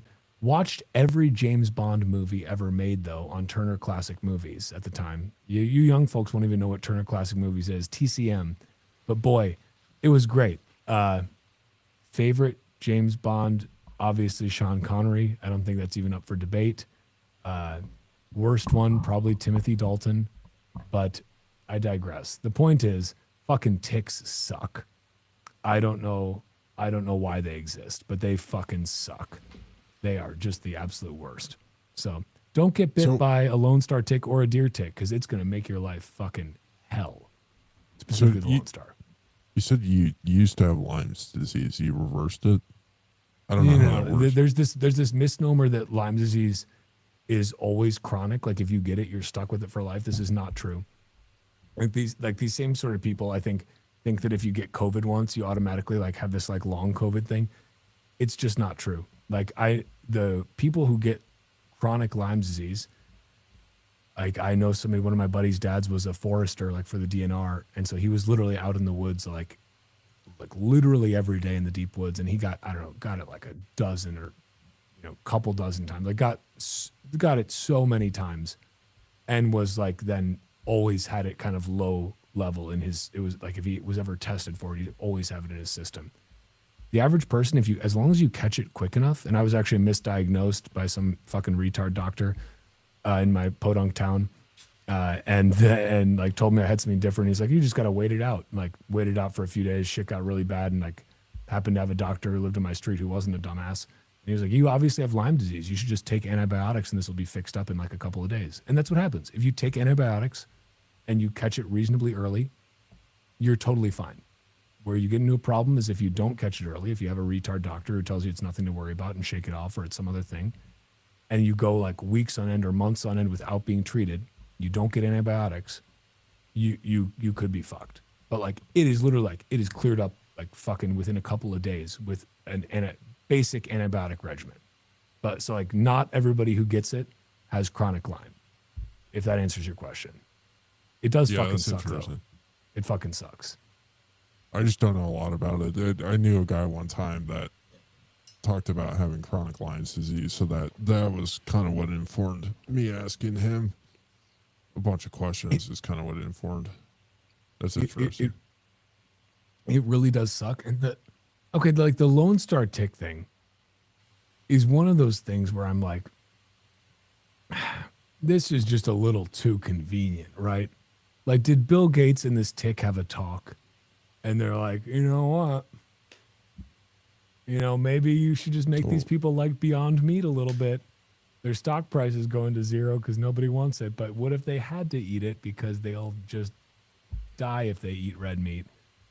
I don't know. Some of it's just a little bit too convenient. Maybe it's the Scientologists too. I don't know. I don't know anymore, guys. I don't know. But what I do know is we've been on here, guys, for almost 3 hours. This was a proper podcast. I'll say that. I've enjoyed this thoroughly, gentlemen. I really have. I'm glad we did this. I'm going to keep doing this anytime my wife is either out of town or asleep, I think, and Bitcoin is dumping. If Bitcoin's ripping, I don't think it's appropriate to do these kind of shows. Like that's not the vibe that I want, right? Then it becomes too much pleb slop. Like I want to do these when people are sad and depressed. I want to encourage them to drink Peony Lane wine because it's not slop if you're sloppy. I don't know, Ben. I'll come up with some better ones. No, you just keep going. Dig yourself a hole. Lane wine, it's more great. like pee on my lane wine. Nope. Shit. Okay. I'll outsource some of this to Tatum. He's the marketing guru here. But guys, he's killed it for me. Yeah. Is there anything else that you guys want to say before we close things out? This has been, for people who think podcasting is easy, you try drinking delicious wine and talking to cool people for 3 hours straight. And I mean that you should try doing that. You should absolutely do that. You should start a Bitcoin podcast, please. I will come on your Bitcoin podcast immediately. I will be happy to support you. Start a Bitcoin podcast or start any podcast, honestly. Start a podcast about wine if you want to. Start a podcast about the Mormon soak like Ben has. It has nothing to do with wine, all to do with Mormon soaking. Start a podcast about what real journalism is, like Dick has. And start a podcast about what's behind the podcast, like Dick and Rod also have. Just start a podcast. You are the media now. You can't let Alex Jones have all the fun. Give it a shot. You guys want to end with anything? Anything else that's tickling your fancy? Yeah, I want to shout out a couple people that I think are doing interesting things. My buddy Avi Burra just wrote his second book called July 18. So his post on Twitter says, I wrote a surrealist, literary, and philosophical epic about the world Bitcoin makes possible. I've yet to read it. It's on my list. I got to go read his first book. He said he's working on his third book in the installment. I think it's cool. I think he's a good storyteller. He's doing some cool stuff with his Finding Home series. Awesome. And then my friend Noah Grumman is currently touring, playing. She's on Twitter. She's on Noster, but she's touring, doing like 14,000 people stadiums in Europe right now. And that's pretty cool. She's an incredibly talented musician. One of the best in the world. I think the best in Bitcoin. I think she's the best musician in Bitcoin as a singer. And she's also conducts a choir. Yeah, she's so talented. But yeah, check her out. Stardust, right? Yeah, Stardust. Yeah. And then Ben here. Ben's telling compelling stories. I didn't even know about your show you're doing, so I'm gonna have to figure out how to get my Noster thing working. And it's been. What are you talking about? Get your Noster thing working? Who have I been tagging this whole time? Have I been? What? No, I'm on there. I'm on there. I'm just like I'm talking about the process of waiting 5 minutes for it to load on my typewriter. You know, just typical Noster stuff. Not literally 5 minutes. I'm exaggerating, but yeah, well, we were actually streaming to Zap.stream at one point here, and for some reason it dropped off. It may still have to do with the Cloudflare issue. I don't know. But all I do know is that while Noster, which I identify as a Noster sayer, not a Noster sayer, but that's just me. I like to pronounce things correctly, like hodl, not hodl, unless he identifies as such, which is, again, I respect that. But while X was down this morning, I was still able to post on Noster about how X was down. And I think it's an important thing to point out that, like, X is the place that people would go to talk about other sites being down. Where is the place that you go to talk about X being down? Well, it's Noster. That's a little bit of a signal right there. But totally. Ben, what do you want to end with? People should check out, it's pennylanewine.com, right? And if you do /Bitcoin, you can just fucking pay in Bitcoin right there. You ship mostly all over the US. You don't ship abroad, right? Just because the fucking laws and fucking the state being a fucking bitch. Correct. I looked into shipping to Canada, as I've been asked by a lot of Canadian Bitcoiners, and the only way I shipped, there was one time I shipped to Canada, and it was because a dude had his best friend like ran an import company. So I had an alcohol lawyer look into it for me. It's not going to happen. They don't want my wine. But I do ship to Canadians. We don't need alcohol fucking lawyers. Just make the laws better, for fuck's sake. Jesus Christ, it's not fucking prohibition, for Christ's sake. Let the alcohol flow. Let the cigarettes burn. Jesus Christ, get the state out of our fucking business. Sorry, continue. People think it's like it's regressive and it's just like all these old laws. States like Utah get the meme thought that everyone has, but starting, I believe in the beginning of 2024, it might have been the beginning of 2025, Virginia changed its laws. So legally not allowed to ship to Virginia. And, it's like, yeah, the frustration is like, dude, why don't you ship to me? It's like, I would love to, dude. They don't want you to enjoy my wine. They want to protect their own industry. Talk Whatever. to the fucking government. Fuck. Yeah. But the thing I'm most psyched about is Noster these days. Really kind of just in thinking deep about it and a little bit projecting, it is relatively slow. Like but something beautiful about it is like my primal has sucked all day today. Like nothing has loaded. But I just moved to Amethyst and things moved and I saw some cool new features that I hadn't used with Amethyst in a while. And to me, like thinking about Noster these days, it's like Noster is the owned media. Like it's a combination of email and social media, where you have the scaling of social media and you have the owned audience of email, and you don't have to like have a cucked social media account to be able to survive. I saw that beer right after the wine. Well done. No, it was just because I had there was a little bit of sediment at the bottom because it's so natural. and I just needed the cool, refreshing taste of a fine Pilsner beer, Miller Lite, 96 calories. Flip that upside down. You know what it is. It's 69. Miller Lite, please sponsor this podcast by sending me a pallet of your fine Pilsner beer. Please continue, Ben. Well, It's not a conflict of interest because they're a beer, not a wine. They're not. It's not a conflict of interest, just so you know. They're a beer. It's cool. It's cool. Continue, please. Well, I don't know. Anyways, it's just like the opportunity. If you're trying to like build something and you want to be an early adopter, you have to be on Nostr, especially if you're in the Bitcoin world. And I'm curious. Well, actually, I have one last thing, and I have a question for Dick. My bottom indicator fired on all signals today.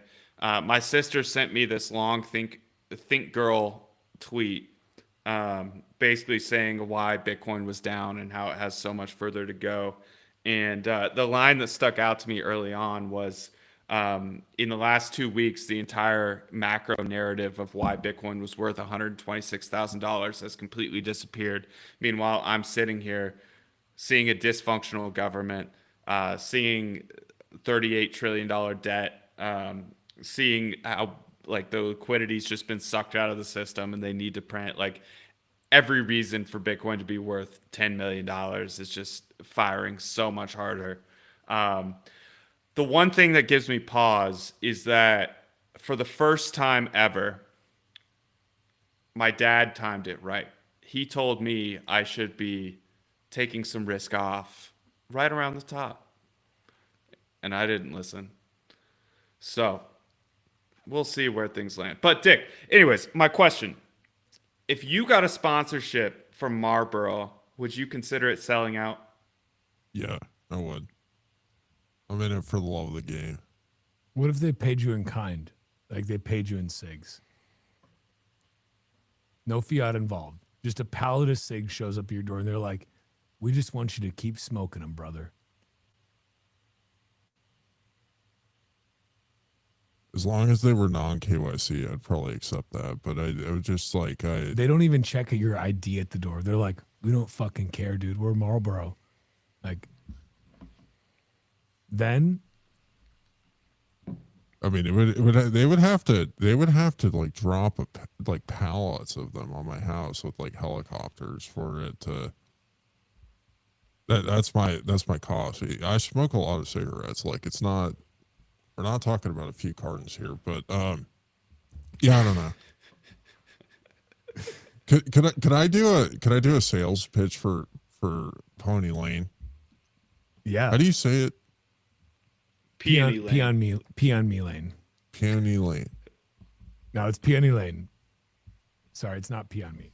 I've had too much. By the way, I just finished the bottle, which means like the timing has been perfect. It's the Miller Lite that's making you sloppy. It's true. The Peony Lane has me feeling an incredible sense of clarity, and like I'm a little bit more resistant to pleb slop. Honestly, I think that's the best part about it. It develops a natural resistance to pleb slop, forming almost like a warm membrane around oneself that allows you to resist the noise of the pleb slop. But wait, Dick, what's your or did you mean in the future do a Peony Lane sales pitch? No, not right now. Or you mean right now? Yeah, oh yeah. Fucking do it. Folks, the holiday seasons are coming up. You're going to have to bear through dealing with your family members that have stupid opinions on things. It's going to be painful. But Pony Lane Wine can help you bear through it. Not only that, it's a great present to give to your family members. If you want to talk to them about Bitcoin, but not come off as just like a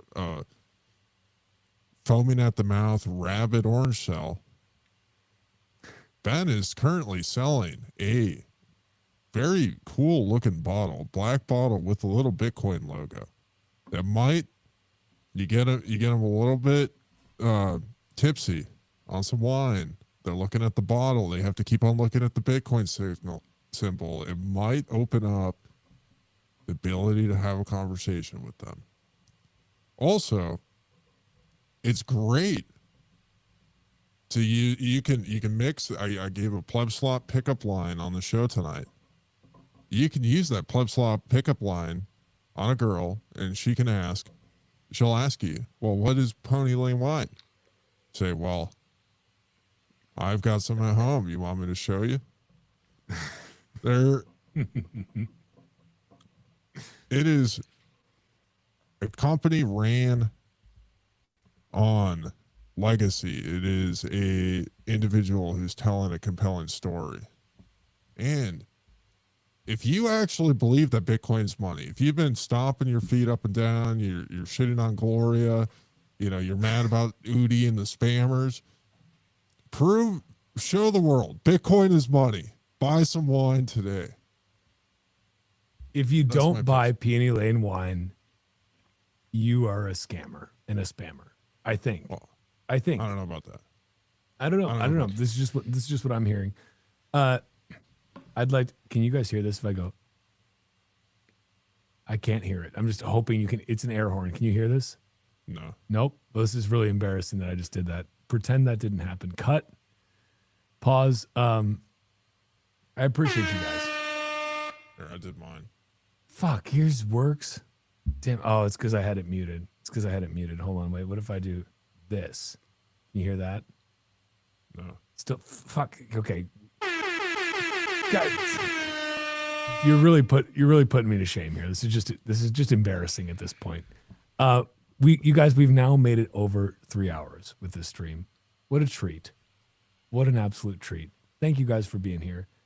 And yeah, you should go fucking check out Ben's wine and spend some fucking sats. And like go check out Madix's art and spend some sats on that too. And like go check out there's all sorts of Bitcoin merchants on Nostr that you can go and spend sats on. Because like somebody asked me once, it was actually when I was in El Salvador, and this is the last thing I'll say. They asked me, what do you think a Bitcoin maximalist is? And it was from El Salvador, nickname's Chimbera, lives in El Zonte. And I said, I think a Bitcoin maximalist spends sats. And I think that's it.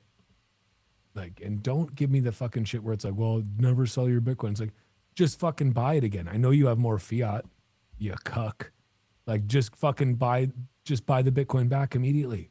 Buy a little bit more back. Like, look at that. You've gained Bitcoin and you've got cool wine or cool whatever insert product is that a Bitcoiner is selling. Go spend some sats. Use Bitcoin as money. Put your money where your mouth is. Thank you for coming to this live stream. Dick, BJ, appreciate you both very much. This has been a treat.